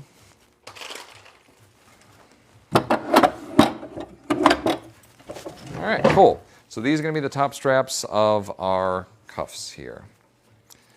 All right, so I'm going to put the belt ends on these, and then we'll probably take you over to the spray booth, and I will do some gluing these with their respective liners. Okay, don't need that one anymore. I do need this one. Okay, can y'all see what I'm doing? Good, cool.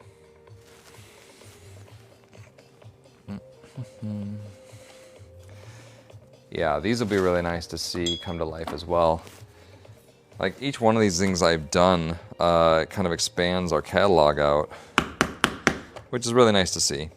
Like I said, I've always had the desire to make really like, not limitless options, but there's a lot. Like you look at all the things we offer now and have offered throughout the years, like it's such a huge catalog. And I think we were so far ahead of the curve on making and offering custom options and build your own forever. Like that's always been a thing for us. And like I kind of took that for granted. I didn't realize how special that was until here I am now seeing that that's just common everywhere, that you know you can get different colorways and do the DIY builders and all that stuff. We never were able to explore and actually release a builder, even though we had one in prototype for a long time for both a hat and collar builder. It just never quite came to fruition. I tried to do it myself and did not quite have the coding tech to do that in a meaningful way. And then I hired out for it, and that didn't quite happen either. So maybe at some point in time in the future we'll have the custom collar builder where it's like, as you're picking options, they're building stuff out. But for now, we got ye old Shopify, and I just spend my time doing more making and more selling and more photography. All the things a fox do. Okay, cool. So these are all done, beveled, and now I guess rather than go and grab some more hardware, I'm going to probably take these over to the booth and we'll start gluing these down. All right, field trip time. Let's do some gluing.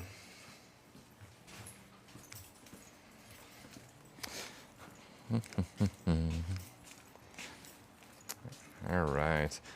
If y'all could go to any convention in the world, really, it doesn't matter, convention or trade show or wherever, that you've not been to, where would you like to go? What would be your preferred place to be? I'd like to know. Mine would be Wave Gothic Treffen in, I think it might be Hamburg. That they showcase a lot of cool Gothic industrial. It's another music festival, but that's like the big one.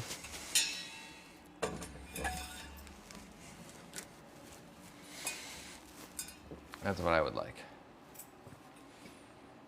Let's see. Y'all still there? Seems real quiet on the comment side.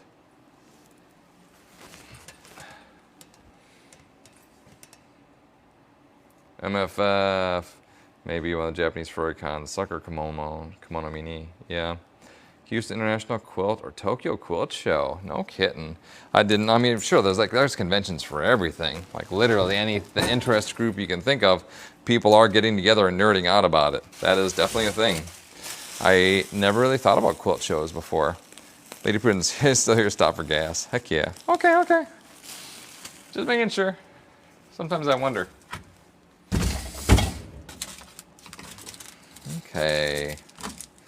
Cool. I don't need any of these.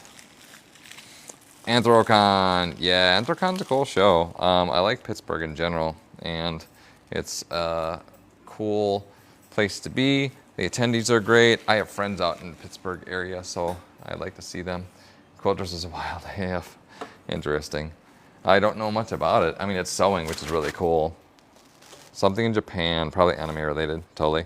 SoccerCon's rave is lit. No, SoccerCon's rave is really cool. It makes me extra sad that I'm not going to be going this year. This will be the first time not attending SoccerCon since 2008 or 9 is our first SoccerCon. So that was a hot minute ago. I'll just take one of these as a sample. Yeah, no, they built a new convention center, and then they didn't do a great job in transitioning over to the new spaces, and because of that, the vendor dealer room traffic really kind of took a hit, and of course the booth prices went up because they had to pay for a new convention center to rent as well. So unfortunately, that means we had to dip out of SoccerCon. Sad days for us, but yeah. Okay. Gotta run. Okay, and Andy. Not saying much because you're doing an upgrade. Oh, you're all good. Stories from the hotel staff. Which one? Quilters? Oh, yeah. I bet. So let's see. Pink gets lavender. White gets gray. Lime gets turquoise. I'm going to write that down because I'm not going to remember that. Making all these one-off builds. So pink lavender and white gets gray.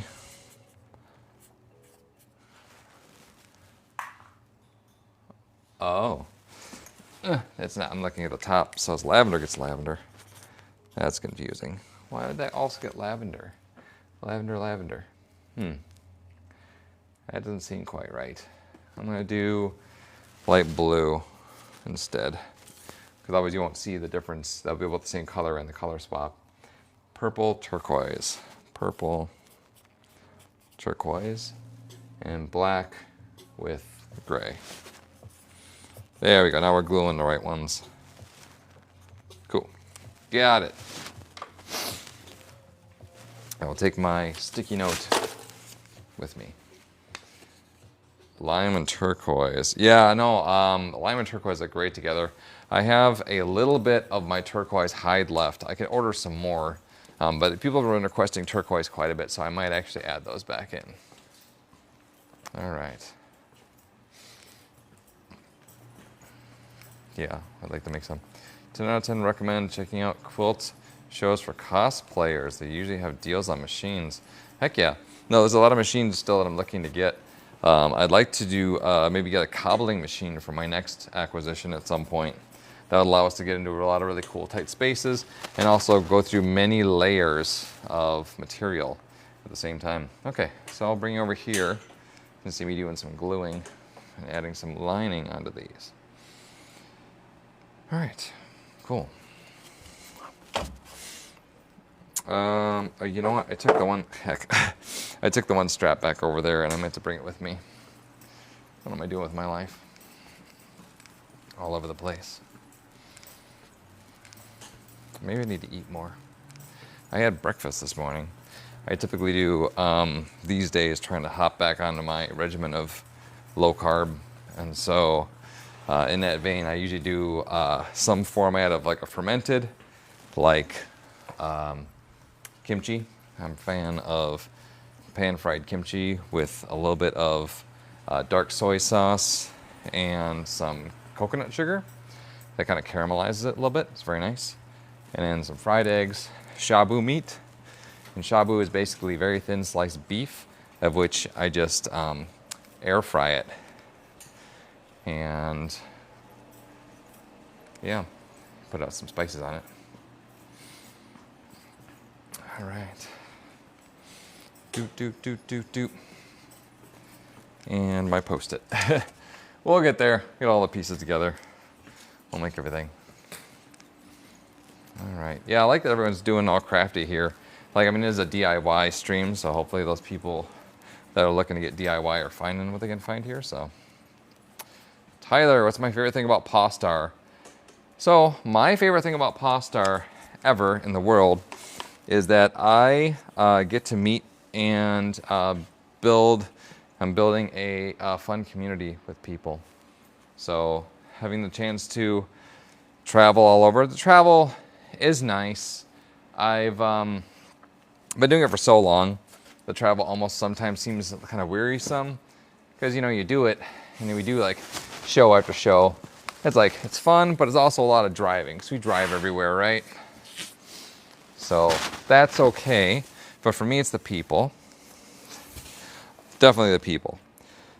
So, I mean, having the chance to do that, make new friendos, and allow people, like seeing the look on someone's face when they first discover that there's squeakers in a thing, or they get their head to toe look, and then now it's something that allows them to just really see them like light up, you know? That's what makes me continue to want to do this 20 some odd years in. Sure ain't for the money, that's for sure. Like, yeah, our stuff's expensive, but the cost of doing this and bringing this to you for so long, that's expensive too. So, it ain't for the money, for sure.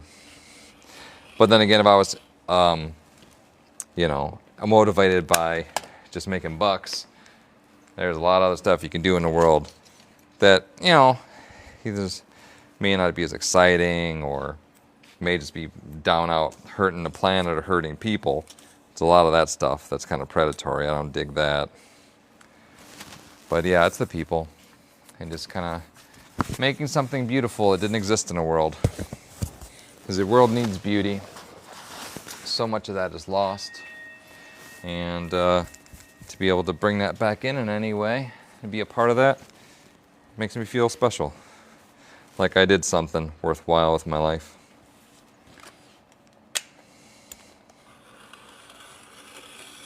Alright, making some liner pieces here. Helps with motivation for sure. Streams are literally always when I need to wake up and also get to my work desk. Oh, cool. Yeah. And even when you're tired with things, worn out, weary, do not have the energy, and still, somehow, you need to muster that and bring it. Like, that takes a lot. And it builds character, too. I think that of all this, you know, the time I spent doing this, has definitely helped me become a better person in life. I've learned a lot and had my own share of trials and tribulations, as we all do.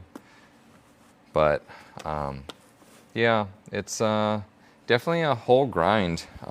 Small business entrepreneurship and kind of taking the untrodden path, I would say. That's a whole thing.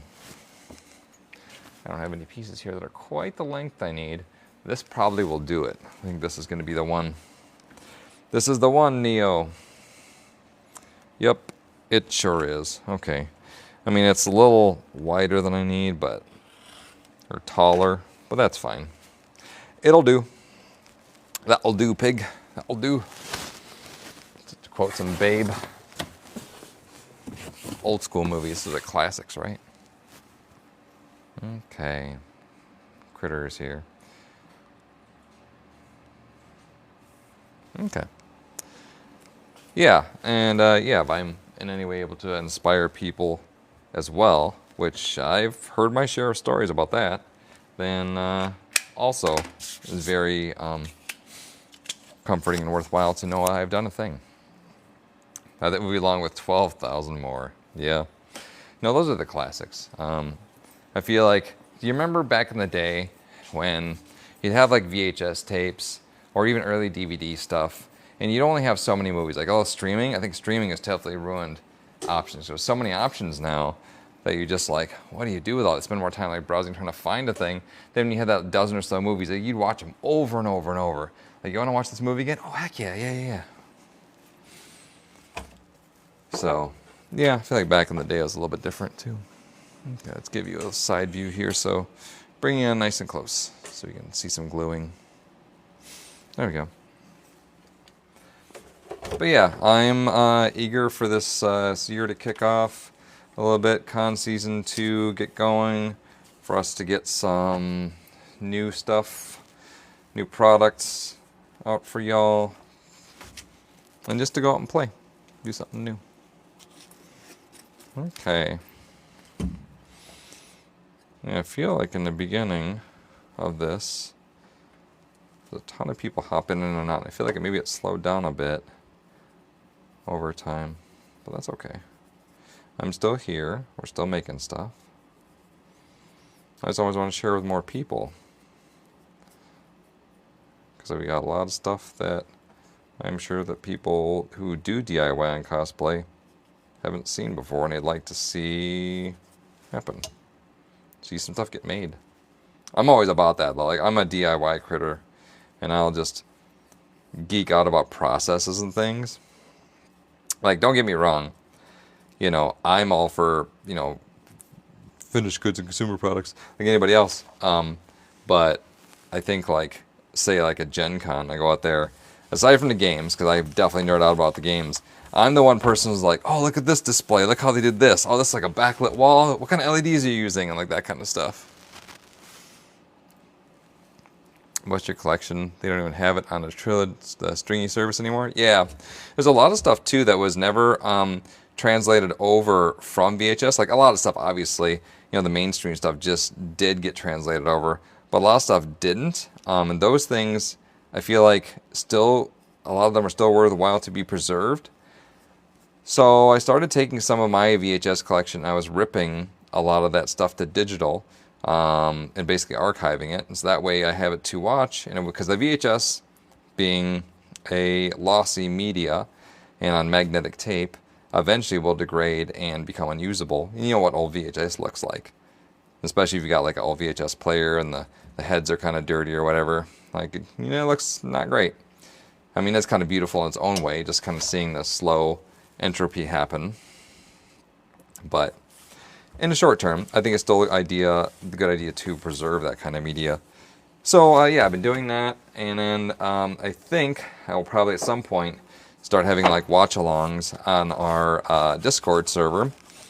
Plug for the Discord server. If any of you are not currently on that and you want to join up, I think one of our critters here will post the link for you.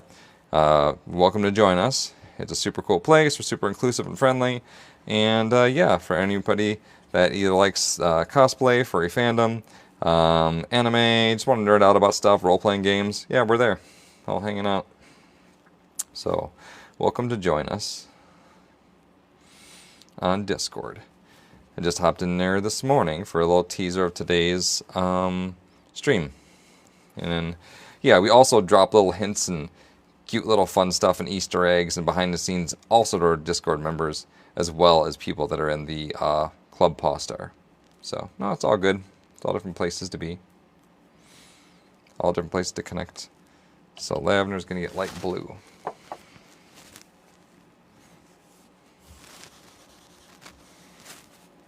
There we go. Actually, there we go. Now you see the glowing part too. A little bit more. Hey, welcome. Thanks for joining our stream. Yeah, this is going to be really cute. Lavender light blue. Heck yeah. Doop, doop, doop. Doop, doop, doop. Yeah, I wonder if there's a certain time of day. Obviously, you know, it's worldwide, right? But I get people coming in from different countries. Primarily, our viewers here in the States, as are we. But I wonder if there's a better time of day for us to maybe take a look at doing streaming, or days of the week.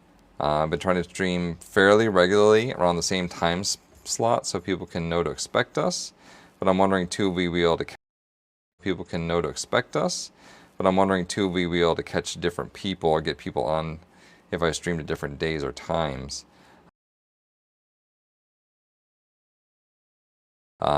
I know obviously people are more likely to be on the weekends, not having to have work or school. So that might be a good time to try. I don't know if I'll stream this weekend. Honestly, I've got a lot of stuff I want to take care of, but we'll see. See how it goes. Alright, 2 more, and then we're all done gluing. Now we're going to go and do some sewing. Now we're going to sew these pieces onto the leather base with my favorite leather machine. It's my baby. It's like the original one that I had back when we were still, I think I even had that one in the basement days. Like that might be circa 2009 or so. So that's a good one. It's an artisan straight stitch machine and uses very heavy polyester thread that we use for the leather, which is very nice. I'm just going to make sure your stuff is not going to really come up on you in a manner that is unpleasing. And it makes good stitches. Makes good stitches do. Yes, it does. Alright. And purple turquoise also going to look very nice too. No more lag! Heck yeah! Preach. Thanks for sharing, Jess. You're always so nice. I like it when people try to help out. It's very cool. I'm always about helping people out, even if it's to my detriment, you know. I'm the type of person that'll stop and like check on somebody or like, you know, and we've all been there. A person like having that day and you can see that they're having that day. I'm like, you okay? You doing all good? You need a hug? It's okay. I've been there. We all get our rainy days in life. Just remembering that if you do have those rainy days, that they are there. You're in that moment. And then that moment will pass. And the good thing about those sad rainy days is that they help lend contrast to the good days. That way, if you had all just good days, I don't think that you'd really be able to appreciate them in the same way. You know, life is a varied journey that we're on. So it's nice to be able to, you know, experience it for what it is. You're only here for such a long time, and then it's done. So just remembering that. Just remember to stay in the moment. 404 name not found. It's early in the morning in Asia, and 1 a.m. in the UK at the moment. Oh, thank you, Lady Prudence. That one there, Lady Prudence, if y'all get a chance to, Modern Mondays on D21 Adventures does amazing work on just bardistry in general. So if y'all get a chance to check that out on Twitch, I think Monday evenings, 6 p.m. Central, 7 p.m. Eastern. I'll give you a little plug there. I'll talk about more wholesome content. Boop. Here we go. Let's do some stitching, shall we? So we're going to put the liners onto the bases over here and kind of get that stuff tacked down. And then we'll bring it back over to the press and we'll add some hardware and rings onto the cuffs. There we go. 8 p.m. Eastern, 7 p.m. Central for those of you. Can't tell you what the UK or the Japan times would be on that. But you can do your math. You can figure it out. Y'all clever critters. Okay, let's get ourselves positioned so we can see some sewing here. Okay, cool. Audio still sounding good. Not too much lag, hopefully. All right. So, these are my bases that are now glued and lined. Probably do these in some reverse order. So I let these give some more cure time. Okay. Let's see my chat stream here. There we go. Good. All good. Sweet. Okay. So these ones, I just basically do a border stitch around these. This machine's old school.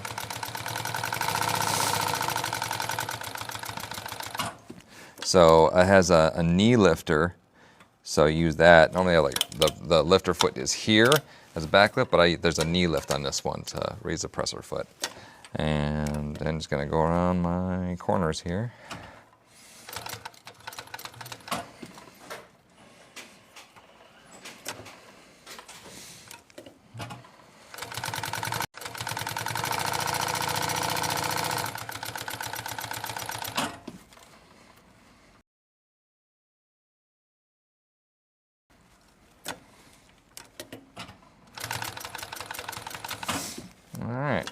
That's a 1. You got 6 to go on these ones, so not too bad. It won't take you too long to get the stitching done on these. Not like I'm doing a batch production.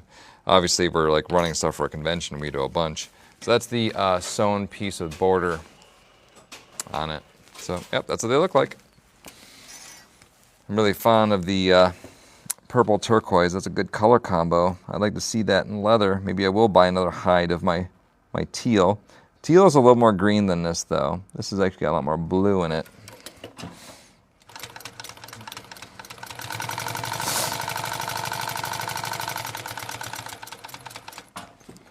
A little bit, maybe a half step. Just a half step.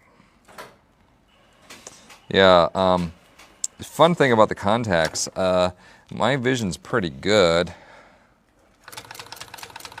At least it is now. I actually had really bad vision. I got LASIK maybe about 15 years ago, which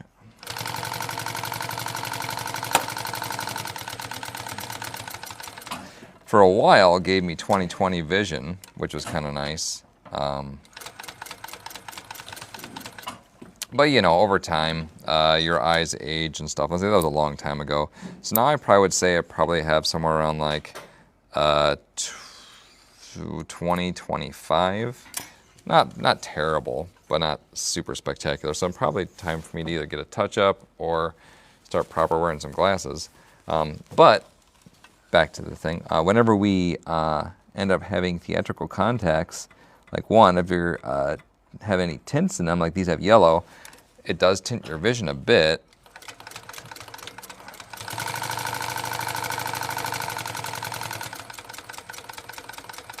And also I find it makes things a little bit more blurry, but not terrible.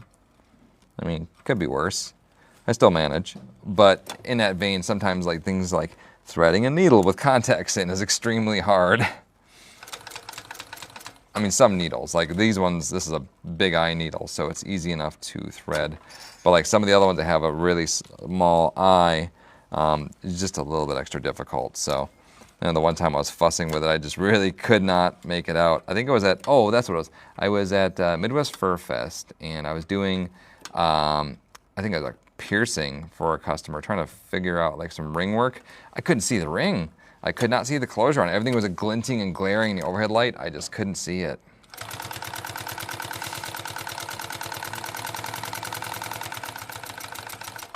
So while very fun, they do present their own amount of challenges to wearing contacts theatrically, for sure. But you know, just one of the things in the cosplay toolkit that you kind of learn by doing, really.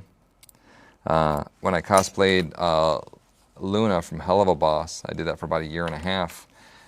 And towards the very, very end, like I would just use like regular red contacts for my Hellhound. Towards the very end, I actually got a pair of scleras that were proper Hellhound, like with the, I think it's the red and white, with the red sclera with like the white. And they're not set up for different eyeball shapes, I guess, the spherical aberration, whatever it is. And so,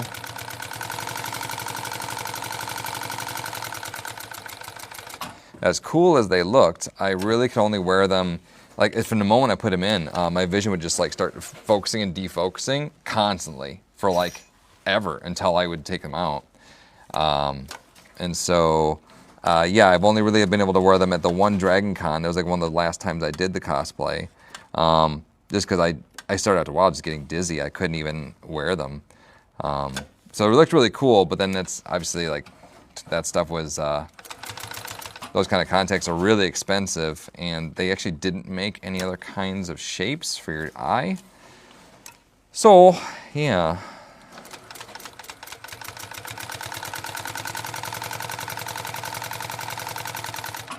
That was an adventure for me. And I did it for a while. I may at some point bring back my Luna cosplay, but I'm also kind of a little bit over it too after having done that cosplay for 1.5 years. I mean, it takes me, I think, two hours if I'm kind of booking it, or up to 3 hours to get into Luna.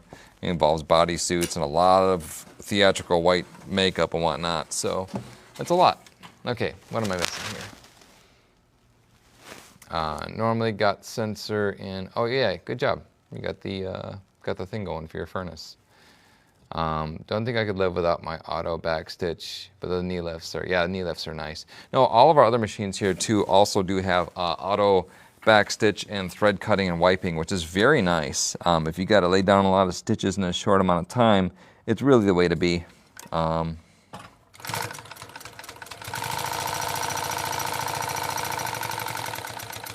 But even in manual machines like this one, this is a wet machine, meaning it's got a well underneath, and you need to oil a reservoir and keep it oiled. The other machines we have are dry machines, which means that basically they're more or less sealed, and I don't think we've ever really added oil to any of those machines, probably since we've gotten them.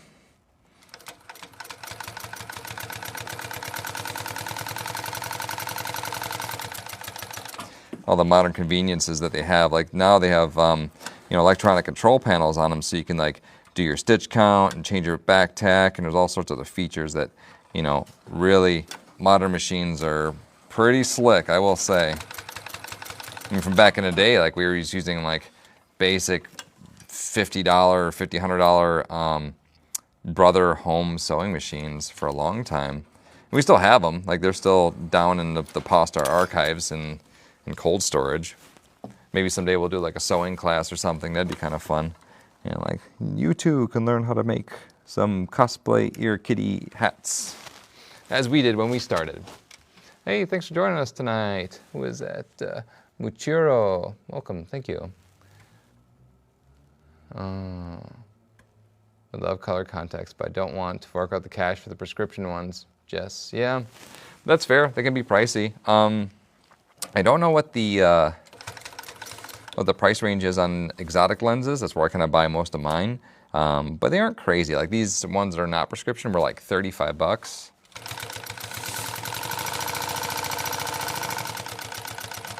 At least last I checked. They're not crazy pricey.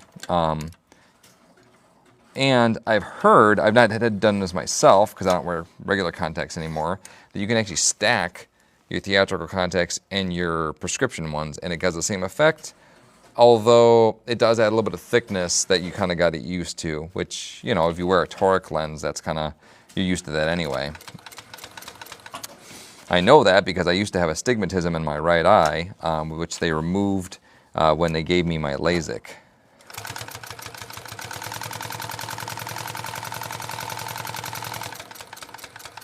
And I guess to be extra technical about it, I didn't have LASIK, I had PRK, which with LASIK, they take and they'll cut a corneal flap, and then they do their work and they put the flap back. With PRK, they take it right off of the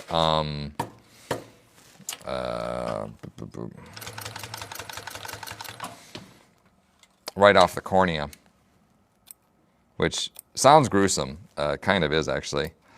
There's one thing I did not expect about LASIK. It was the sweet, sweet smell of burning flesh. I'm like, that's me burning. But the result was worth it. To be honest, the process was over quite fast. The thing that really weirded me out was the heal-up process, where I had to use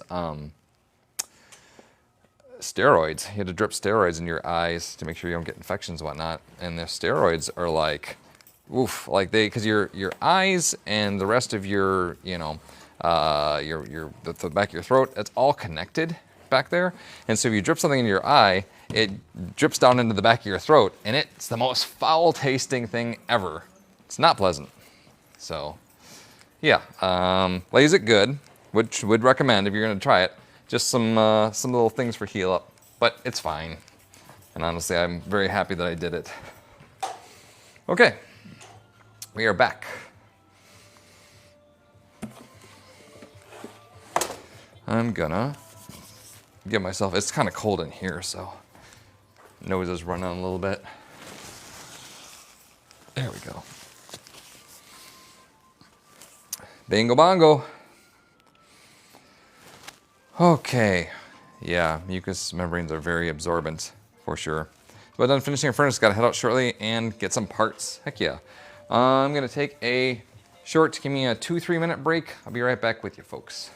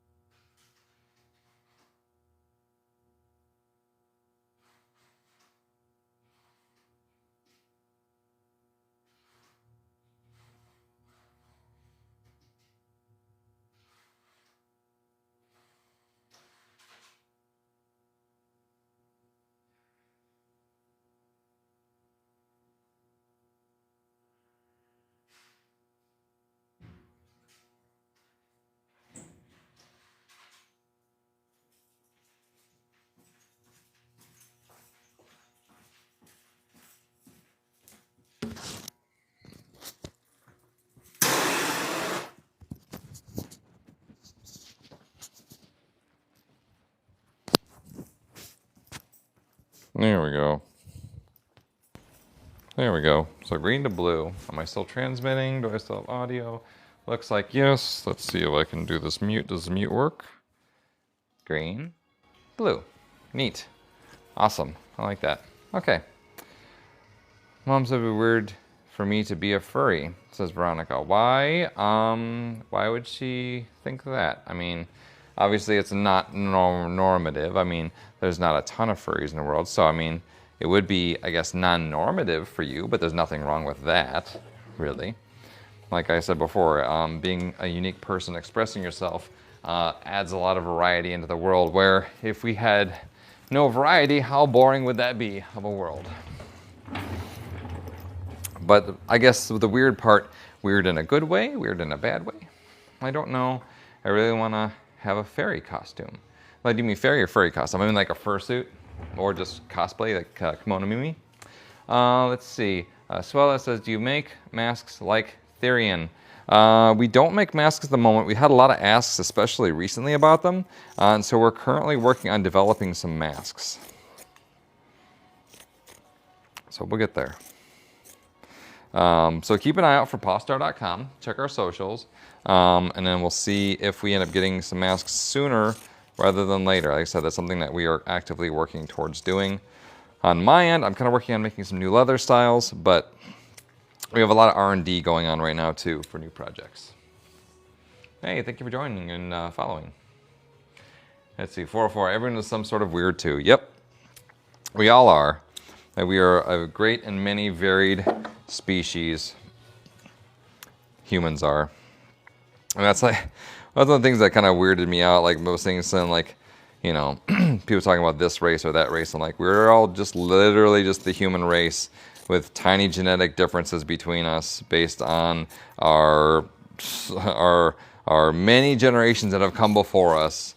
So it's like, you just forget that we're all people, all just people.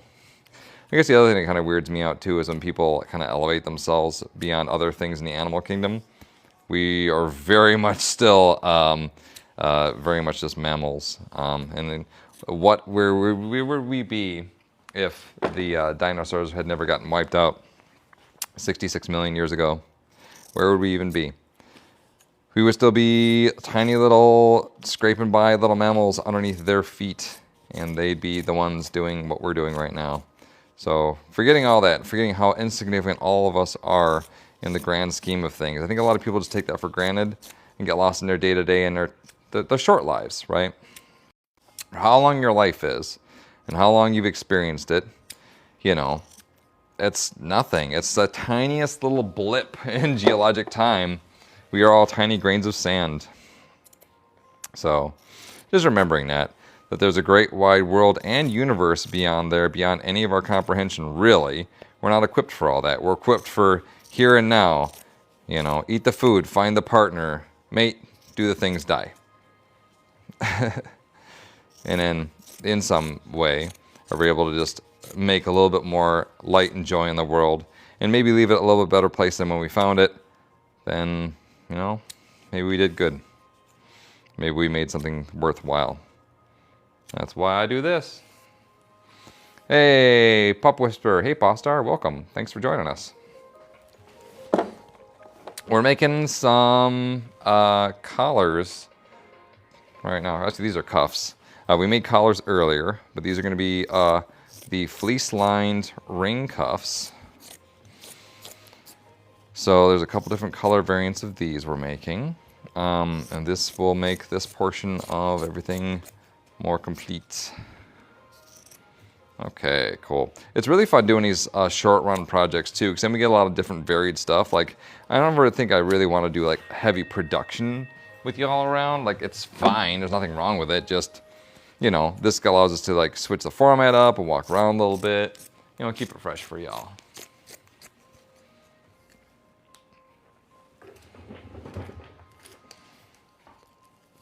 All right.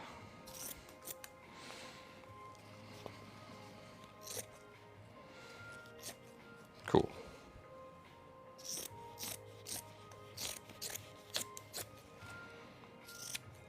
There we go. So these are the base pieces, all completed and trimmed. Boop, boop, boop, boop. Okay. So, purple, lavender, black, completed. I just need to grab some buckles and some O&D rings, and we can do final assembly on these. Look at that. We still have enough time to maybe do some R&D together, so that'll be nice.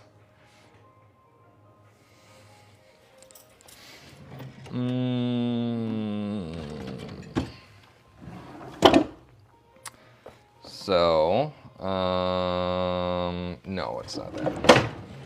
Had a brain fart for a moment. There we go.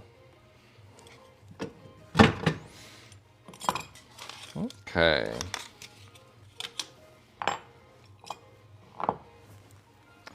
And get our pieces here. And we'll get some O&D rings.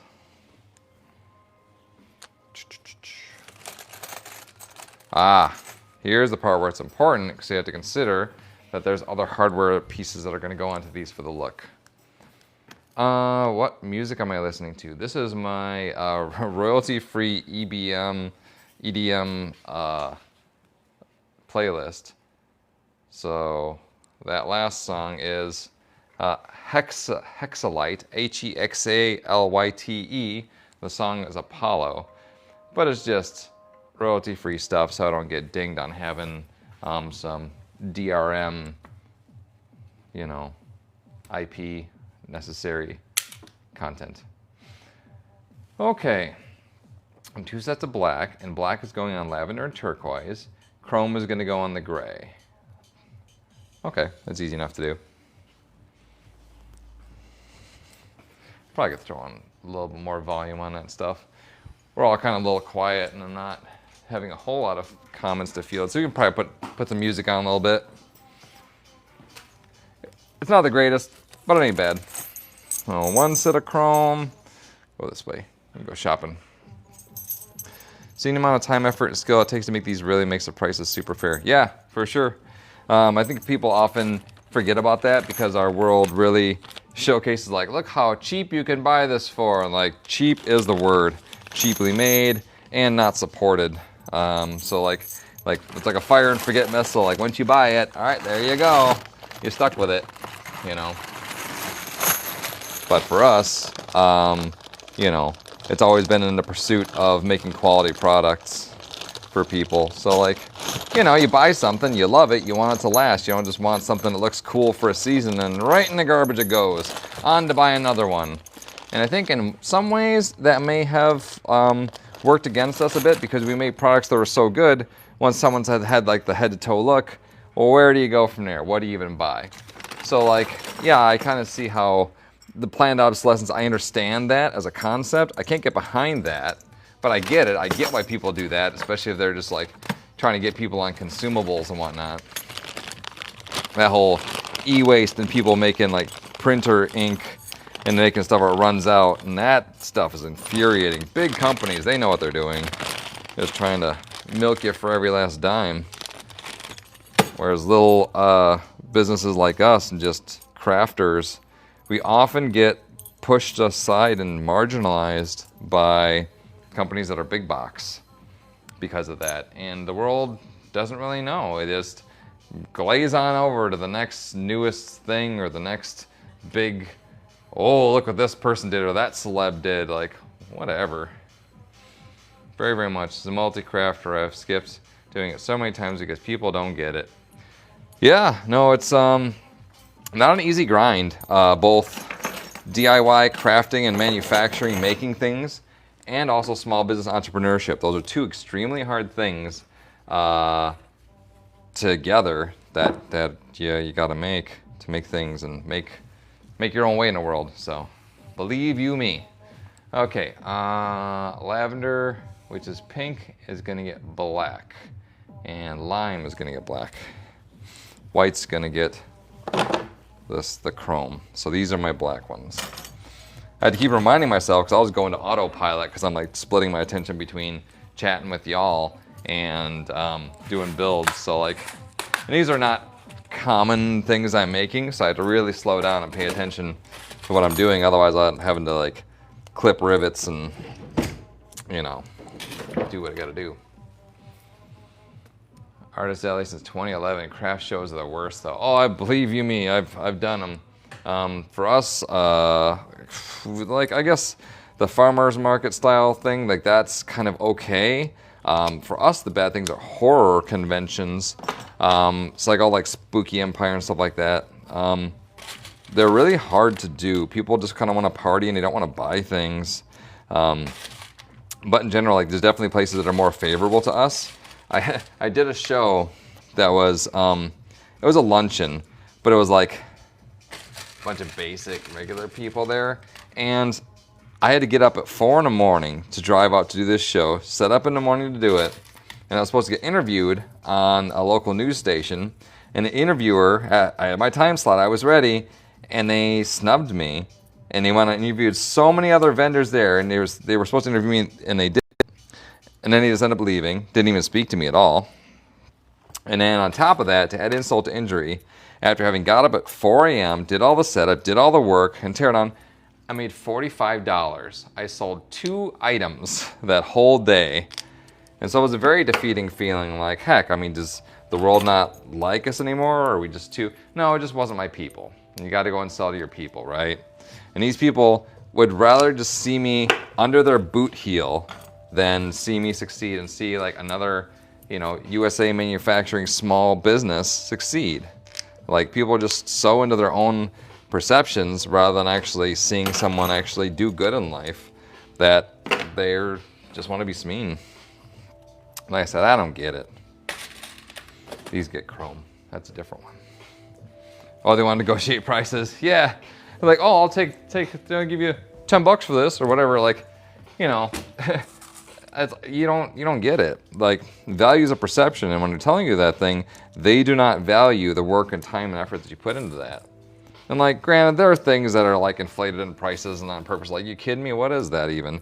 And then there's things like, for us, I know we were undervaluing ourselves for a long time, and you know, to our detriment, really. Like, I want our products to be accessible, but at the same time, we got to be able to eat too as a company. And so consider that 22 years ago, we used to sell some of our basic kitty hats for 20 USD, $20. 2022, 2023, some of the same hats are still $20. So tell me that it's time for me to raise my prices. Because I finally have a bid on some things. As you probably noticed, people who have checked out our catalog a lot lately. But it's definitely not on any type of greed. It's really out of like our own costs are continuing rising And I just got to account for that. The world's expensive. So I don't sell my jewelry. I either gift or keep. Yep. You kind of gotta. And that's why, like, for me, if all my friends, I end up, I'm not really one to feed into the materialistic part of things or like buy things. I buy things sometimes. I try to buy a lot. I try to like buy a lot of secondhand stuff or make stuff. Or for my friends, my favorite thing is to make presents for people because I have the wherewithal to do it. I have a shop, you know, I can make stuff. So that's kind of my dig. Like, I think that would the world be more focused into more of a trade and barter system if we could get that to work, or into smaller communities rather than just like big box store make big things, sell lots of things to you. Like, no, I'm sorry, that doesn't work. It works for a while, but now we're seeing the result of it not working. Coin pouches of scrap was the best thing that I've thrown on my booths. Yeah, reusing materials too. That's very nice to do. All right, one final check before I do these. I know that the black is getting the white, so it's gonna be a monochrome set. I get that. Yeah, purple, lime, and lavender pink. Cute. All right, got it. Just wanted to double check myself before I mess up. Okay. So I'm gonna find the middle of the strap here, and then we're gonna put our die here to make that all do. No, this has been fun. I've enjoyed all these streams this week. It's been really cool to have new people join our Discord, to have make some new connections and friends. And just to remind everybody that we're still here and still making stuff. So that's been good. Hey, thank you for joining and following. Appreciate that.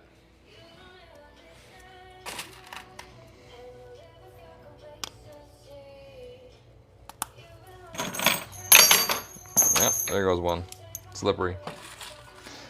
So that's okay. I got another strap down there. I still got to go grab.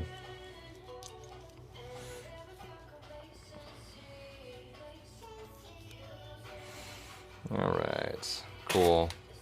Cool. Doop and doop. Alright. So yeah, the purple lime looks really nice together. I'm very happy with the way that turns out.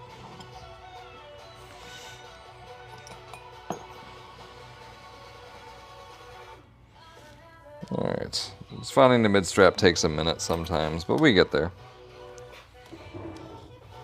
They just lock configuration to make sure that everything is in place and it's not going to be shifted, and holes go in the center of the strap, because it's like the die helps for sure, but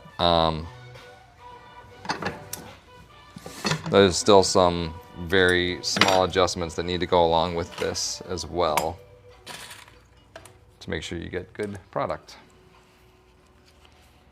Yeah. Yep, y'all still hanging in there. Chat's quiet, but y'all hanging out. Hi, buddy. Hey, Mr. Raccoon. How's it going? I'm excited that when we finally get to do our podcast style format and we get to riff back and forth and talk about stuff. That'd be fun. And I was telling people about next weekend when we're probably gonna have some live selling, and we might actually be doing a 90K giveaway on stream next weekend. So that'd be really exciting. So maybe help, continue to keep the excitement up there and get some stuff going. It'd be a whole event. In fact, why not? Why the fluff not? Like I like to say. There's something else I always like to say too. Whenever someone asks if they have permission to go and use a thing, eat a food out of the fridge or whatever, and I'm like, well, ain't display hamburgers or whatever it is I'm talking about. Meaning, obviously, it's not for display. Please do use it and don't feel like it's just there for a visual effect, which is one of my silly little foxisms. Yeah, that came about one time because I was at a show vending, and I had, I think, a bag of cherries or something, and then someone was like, hey, could I have one of those? And I slowly just look them in the eye and pull the bowl away. I'm like, these are display cherries.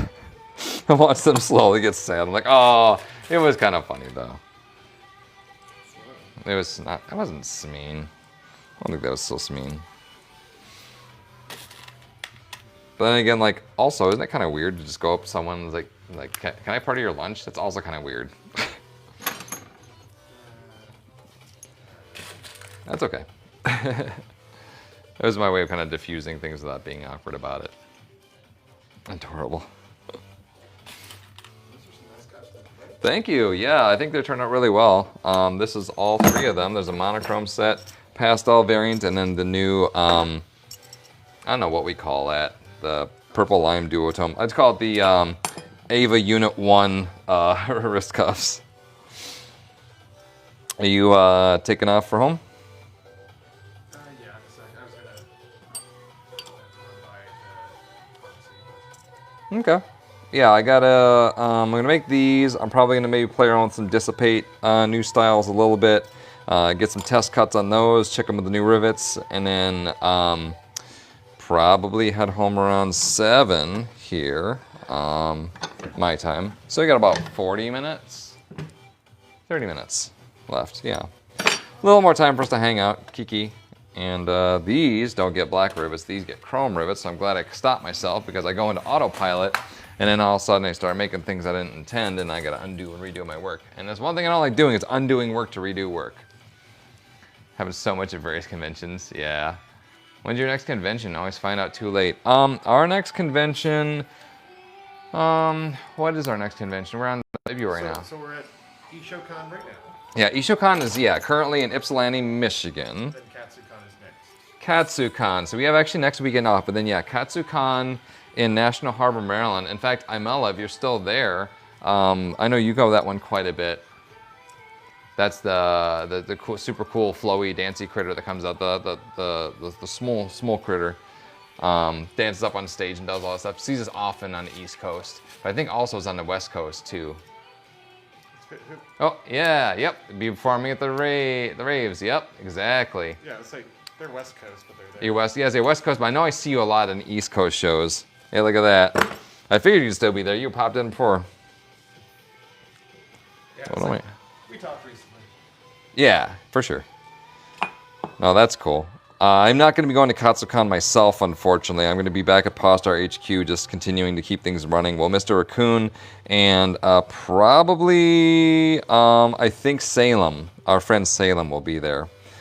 Salem Black, for any of you. Really cool critter. Super good at makeup and fashion, called Spookling as well as one of their monikers. So that will be our crew for that show, I believe. But yeah, I will... Oh, heck, if we were going to MagFest, I'd be all over that, because that's National Harbor, Maryland right now. Yeah, this weekend, isn't it? Next weekend. Well, it's either this weekend or last weekend. It's coming up. I think it's next weekend. No, well, because Brent had friends who were sending in photos from the Gaylord right now. Oh, really? Oh, heck. We'll get back in there someday. Like, someone somewhere will show some Pawstar love. We'll get back in there. So DS Fusion has the first post. Oh, sweet. About the leather.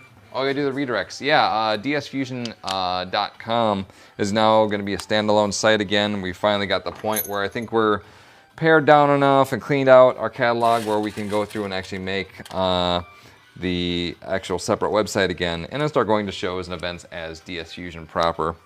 Again, granted, we didn't do it too many before. It was mostly it was like raves and music events and stuff, and obviously Dark Force Fest, which is going to be our flagship display for that. All right, one more, and then we're going to be all done with these. And then I will be probably hopping over to the laser side, and we can start looking at cutting some plates for our new Dissipate collar styles. So that's going to be a neat, fun little sneak peek for y'all who have not seen that yet. What, these or the yeah? Sweet. Yeah, no, I'm very happy with how they turned out. They take a minute, as our one member of our stream here, Jess, commented like all of the work that goes into actually making these really makes you appreciate what these are. I'm like, yeah, there's a lot. There's a lot that goes into them. And a lot of people don't really realize that, or people that you know, they may not do a lot of DIY or crafting themselves, and they just like, you know, just buy a thing, and that's fine. If you're not a crafter, you're not a crafter. Everyone's got their thing. But I think being able to see the process is kind of important too, because then it just allows you to at least appreciate the time and effort that goes into making a product. Really? It's a 3/4 inch. I need a 1 inch. I need one more piece here. So this was in the wrong bag. I need to grab one out of this bag. Yep, that's it. Okay, back over here to the press. The last one. Hey, Mr. Raccoon, cool. I can't do that very well with things in my hands. But yeah, no, I'll be wrapping this up soonish, and then we'll come out and we'll hang out. If you want to do, it's Friday night.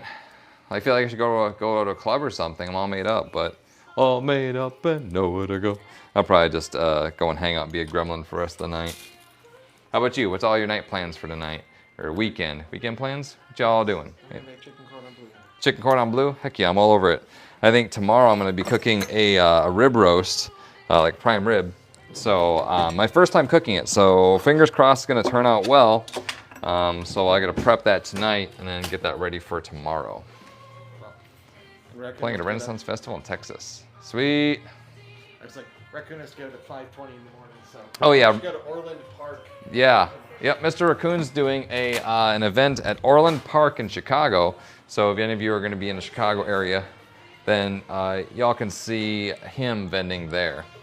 Sewing and other crafting nonsense. I like that. I like you. Yeah, crafting is really the way to be. For me, that's one of my most fun activities to do is just, you know, just making stuff. Hanging out and making stuff. That's what makes me happy. All right, we'll get these stepped down here.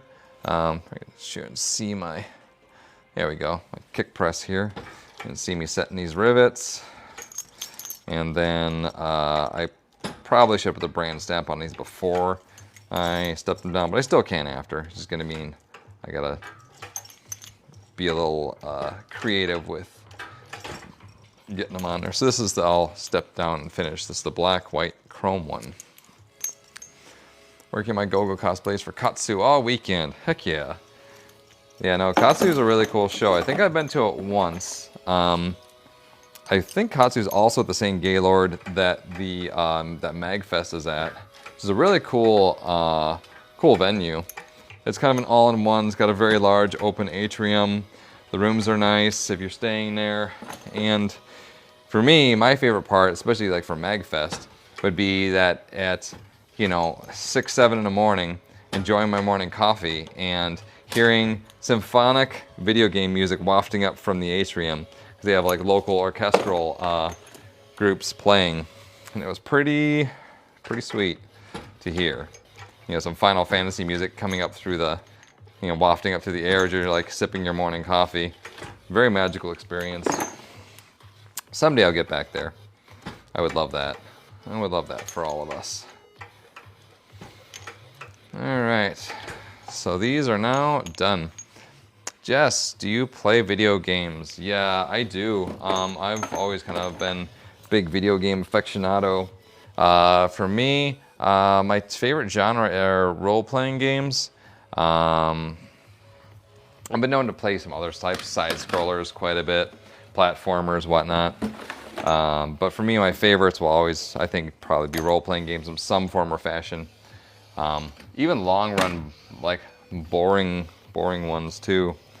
I kind of get into that. Romance of the Three Kingdoms and old Final Fantasy stuff, all the way up through to somewhat contemporary. I played 14 for a bit, but I just don't got the time for MMOs right now. Too much stuff going on to run a company. It takes a lot of time to continue to keep this stuff going. Because if I do not do the work, who will do the work for me? I mean, we've got some staff for sure, that helps. But there's so many Fox things, Fox only things. And if it weren't for Vixus and I at the head of the company doing what we do, I don't know what that would look like. Honestly, at some point, I know we can't do it forever, you know, see what that looks like. Okay, let's take a look and see what we got.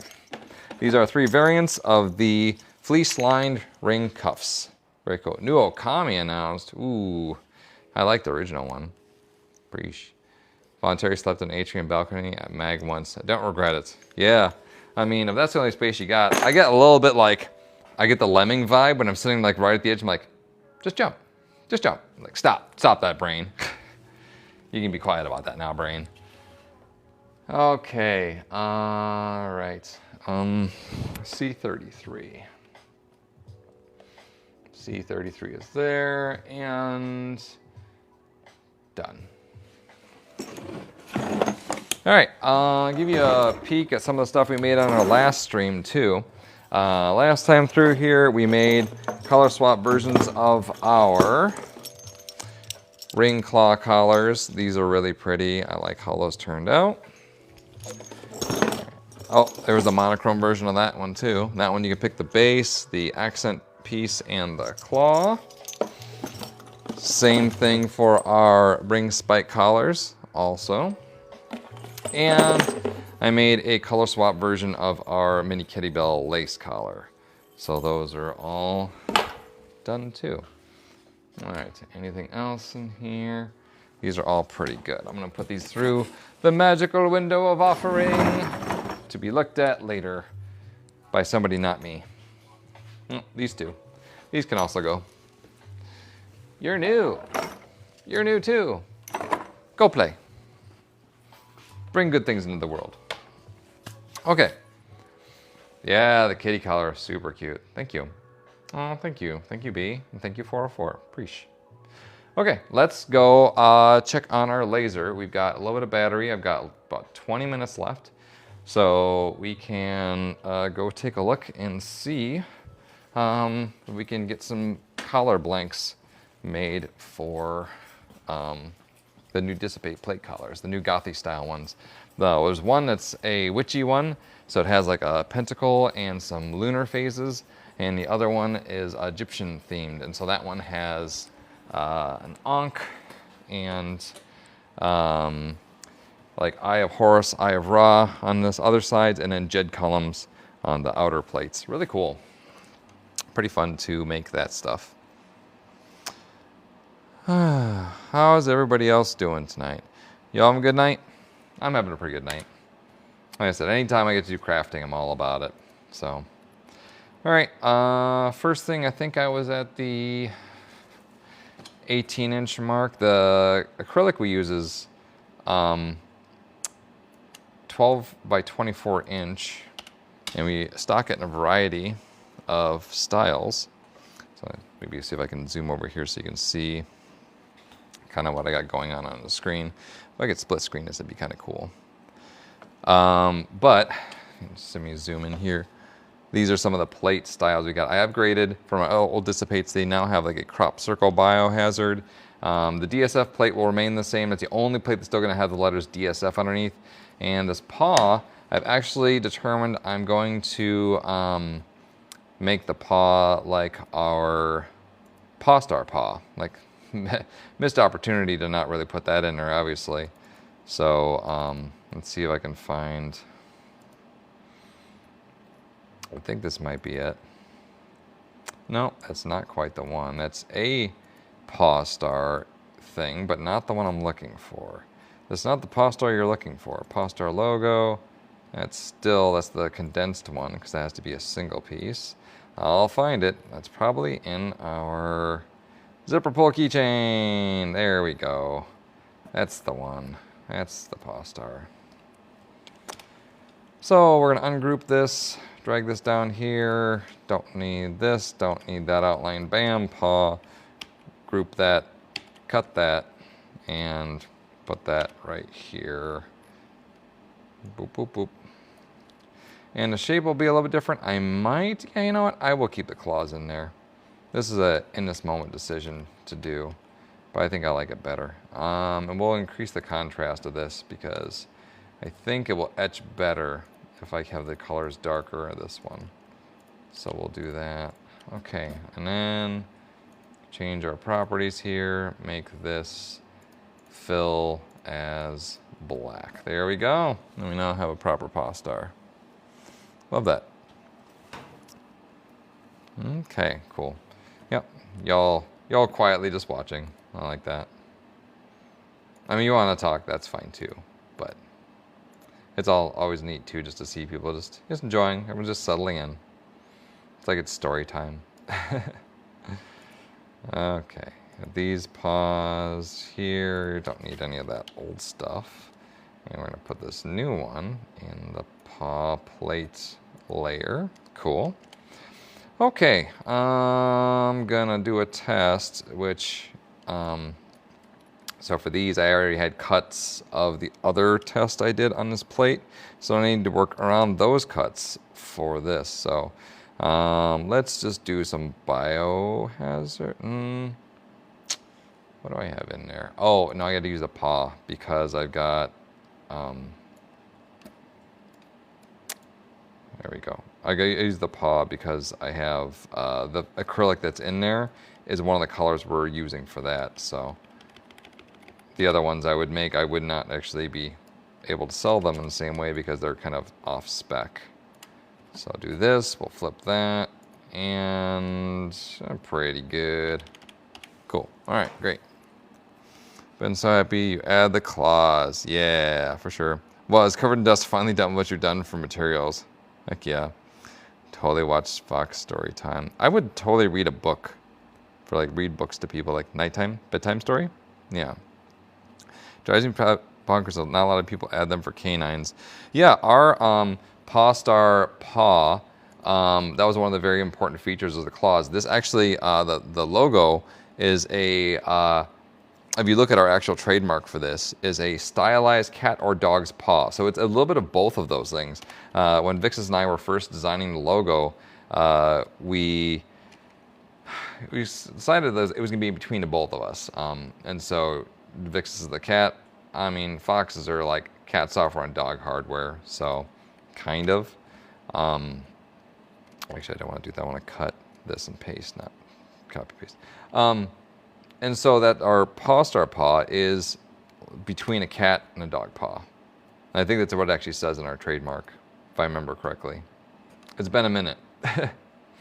All right, so I'm gonna get my settings here. This is not the right machine for that. This is gonna go to the Epilogue, 75 watt, and acrylic 1, and acrylic 2. And we're gonna turn our vector. Actually, let's do this. Well, that's fine. We'll do that in that order. Focusing, direction, print, and printing. Okay, cool. And second one, going to go into engrave. So I was going to engrave it in one pass, and then we're going to go through and we're going to cut it in another pass. So we got the cutting taken care of, and now we need to do this in our second pass. So print that. Cool. Good. Done. Okay. I know it's a lot of little finagling to go on, but you'll see what happens when you go to do this. Okay, so in our laser here, we've got a piece of acrylic. This is just standard, this one is cell cast. Or no, this one. No, this is extruded acrylic. They're different between the two. So this is actually a blue, has a paper masking in the front, and then what we're gonna do, this is from previous cuts, I'm just gonna etch the paw logo here, and then we're going to cut all the pieces out after I spray them down. Okay, and this piece has been sitting for a minute, so it's actually got a little bit of a warp to it, which does happen with acrylic as a soft material if it's been sitting around for a minute. So, but it'll be okay. All right, so important things about lasers. One, when you're cutting, you need to make sure that you have good air inflow, which is going to be blowing smoke away from the nozzle, and basically keep your lenses clean from being fouled, and to make sure your cuts are a lot cleaner. Two is make sure that you exhaust all of the gases from laser cutting out, so that way you don't have buildup of potentially noxious or harmful gases from cutting in your working area. So in our system, we have above me here an exhaust. It's kind of like a right there, an exhaust like in a restaurant, and it's got tubes that connect all the lasers, and then that just exhausts outside safely.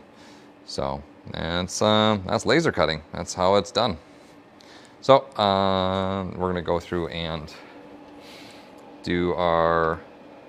and one other thing about these, I need to do warm up the laser on this one. So I got to do a little tiny test cut. Some of my newer lasers don't require them to warm up, but these older ones I have do. So in that vein, I just run a little tiny line, just to run a line, just to heat up the laser. And as soon as it's working, like, then it's all good. So test cut, this is my first cut of the day. After you've warmed it up the first time, it's good until you shut it off. But in that first time, you just need to do that. So sending that now. Okay, I'll send. Cool, cool. Okay, so back over here. So lasers. Perf. All right, so this is going to be job 3, which is going to be our test cut. Let's see if I can actually pull this in a little bit so y'all can see the action a little better. There we go. Cool. So laser head is sitting here in this corner. It's going to go through and cut a little line just to heat up in a moment. First thing I'm going to do is turn on my exhaust vent fan so that we don't have smoke going on in here. Exhaust vent fan is on, and we're starting our cut.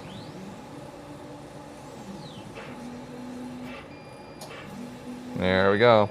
You probably didn't see it there too much. It was a very short amount. I did see it smoke a little bit, which is good news. That means the laser's heated up and we're ready to do some actual cutting. All right. So now we're going to do some actual etching for the dissipate plate. And it's going to go back and forth there. And can I zoom?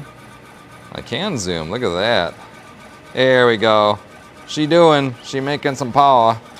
Zap, zap, zap, zap, zap, zap, zap. And so all it's doing is just basically going back and forth like a printer would and adding in heat and light and just kind of vaporizing the surface layer of the acrylic. And so you'll see the paw outline will start to take shape as it's continuing to do its work, which is really cool.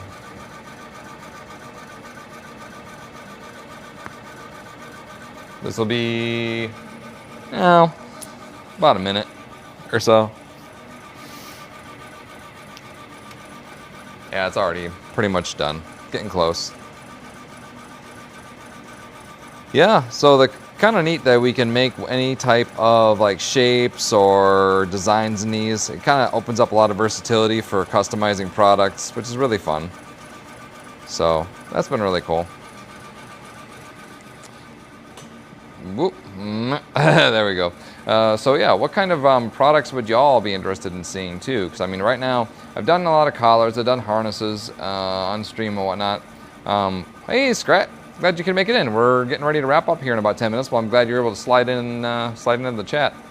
What kind of products would you like to have us see us make? Oh heck, this is a little bit high up on this plate. This is gonna not be in a good spot. Going to Walmart. Heck, cool. So I'm actually gonna have to bring this down a little bit further and do another cut. But you know what? I'm just gonna run with this one and just cut the one portion out of this because I just need to test and make sure that I resize the rivet holes because the ones are a little tight. So there you go. Was meows. Making more meows.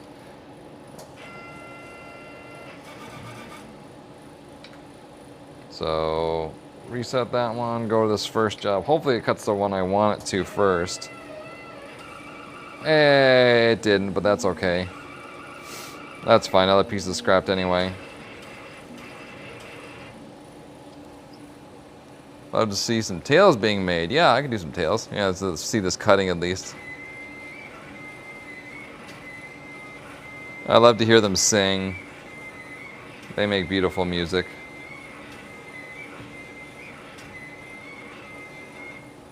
And I don't need to cut the other plates because they're all already off center. But really, the main point of this is for me to actually just test out my rivet holes and make sure that they're gonna work for because I use a smaller cap rivet now for these. Is DarkStar in the same building? Yeah, it's the same same company that makes all this stuff, us.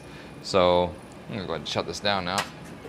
But that's the last cut that I'm gonna do for the day. And we're getting on towards the end. And all my overhead lights are already starting to go. So I'm gonna go ahead and cut off all of my air. Turn off the air. That's okay. We don't need to breathe anymore, right? Okay. And DSF stream. Yeah, I do a DSF stream. On my end, though, my side of DSF is primarily the leather side, so it would probably need to be done by Vixis or Dracovan, who's our pattern maker. Like, they would be the main DSF peeps for like doing some start to finish DSF looks. I do sew, like I said, I don't sew a lot. I mostly just do leather work as my primary, so. You know, I'd be definitely willing to do that. Or honestly, yeah, if y'all are around this next weekend, you can catch us doing our live sales event, which is gonna be a lot of really cool stuff there. Plus we'll do a 90K giveaway, I think, there. So definitely tune in next Saturday. We'll announce that on our Discord and on our socials. I'm gonna just slowly thread the needle here so I can turn these lights off. All right, that's all off. That's all looking good. We got about 9 minutes left. All right, kiddos, last 9 minutes. Ask me anything about history of Pawstar, products, places we've gone. What's my favorite color? What kind of critter am I? What kind of books do I like to read? Do I have pets? I used to.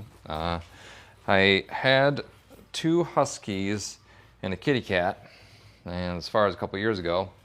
And last couple of years, my husky boys, this is my first husky, Akira. And then I have this one here, hard for me to see and this upside down. This is Kiba, my other one. And this other one back here is Haku, that's my other one. So those are my husky boys that I've had. And then this is Minx Midnight, or just Mini Minx, Minx for short. Good old kitty, she was like 24 some odd years old. And then, so she went recently. So no pets currently at the moment. I don't think I'm kind of busy in life to have pets and be a good pet owner right now. So I'll probably wait a while before I have pets again. But I do like pets.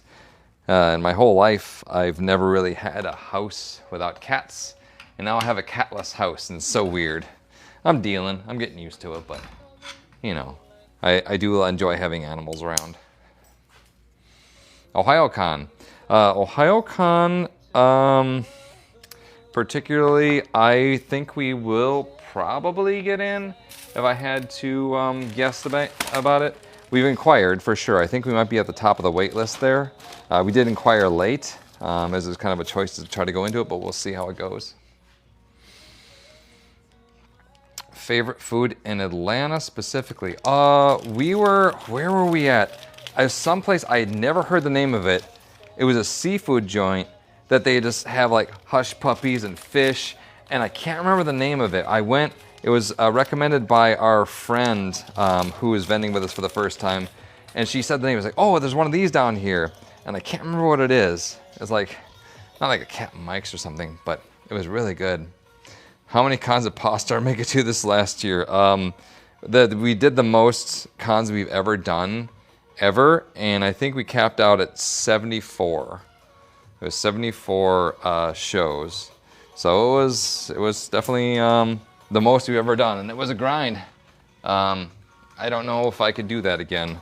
It was too many shows, in my opinion. There was so much time spent, going from show to show.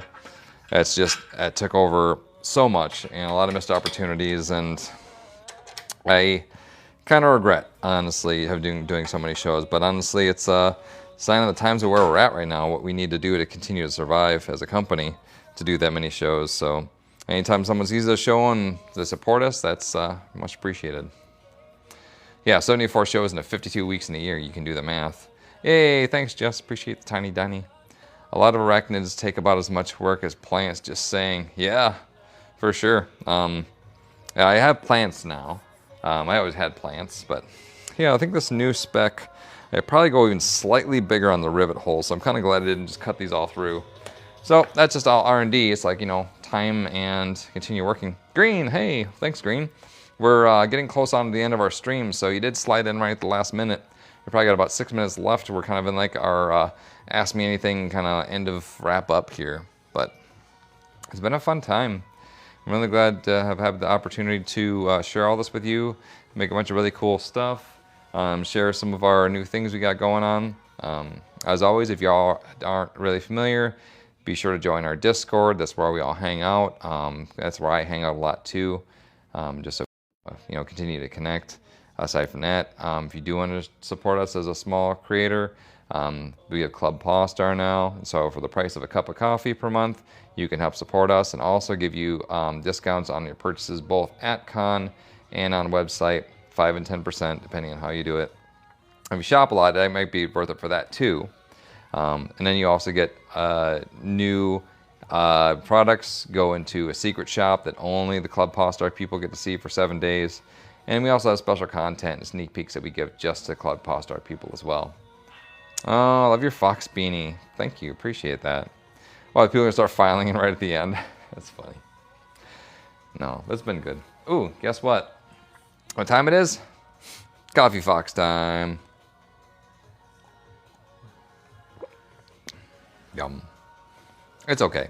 Like, it's just sure is slightly bitter bean juice at the end of the day. But, for me, keeps me perky, keeps me making stuff.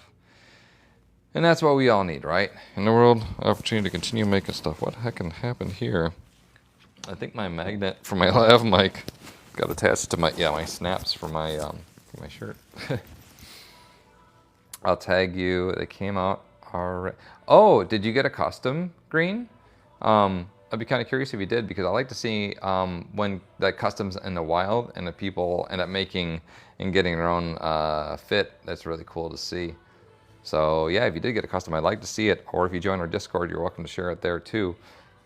We do have a showcase section where people can show off all their gear and swag.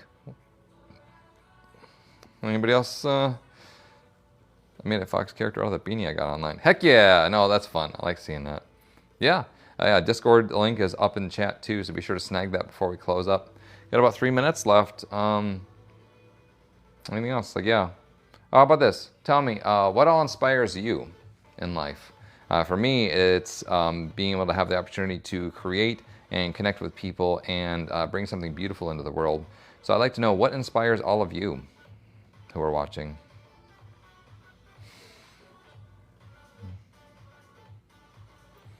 Helping animals. I'm a vet. Oh, that's nice. I like that. Yeah. That's really good. Like I was never a vet tech. I worked in the Humane Society early days of Pawstar. I was their web developer, and then I also was an adoption counselor for a while, and it was really, really good work. And it had its hard parts too, of course, but very rewarding to do that kind of stuff. So the cat void, the cat void inspires you. Yeah. We've all had our adventures that have led us to where we're at in these days, and it is from our experiences that are formative that make us who we are today. So from that, hopefully your experiences can lead you to be a better person in the world than not.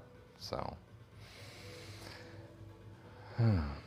yeah, helping out when you can, for sure. No, it's like, that's a good feeling.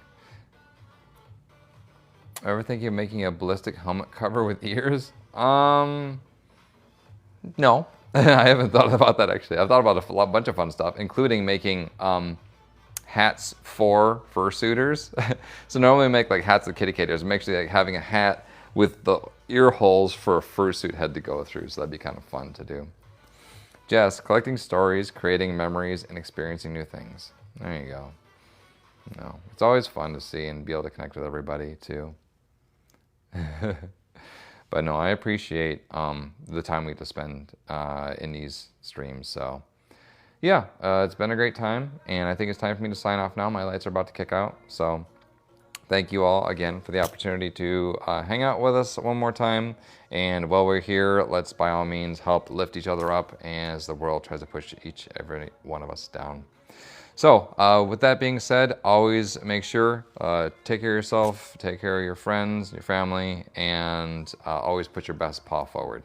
So until next time, folks, thank you so much, and signing off.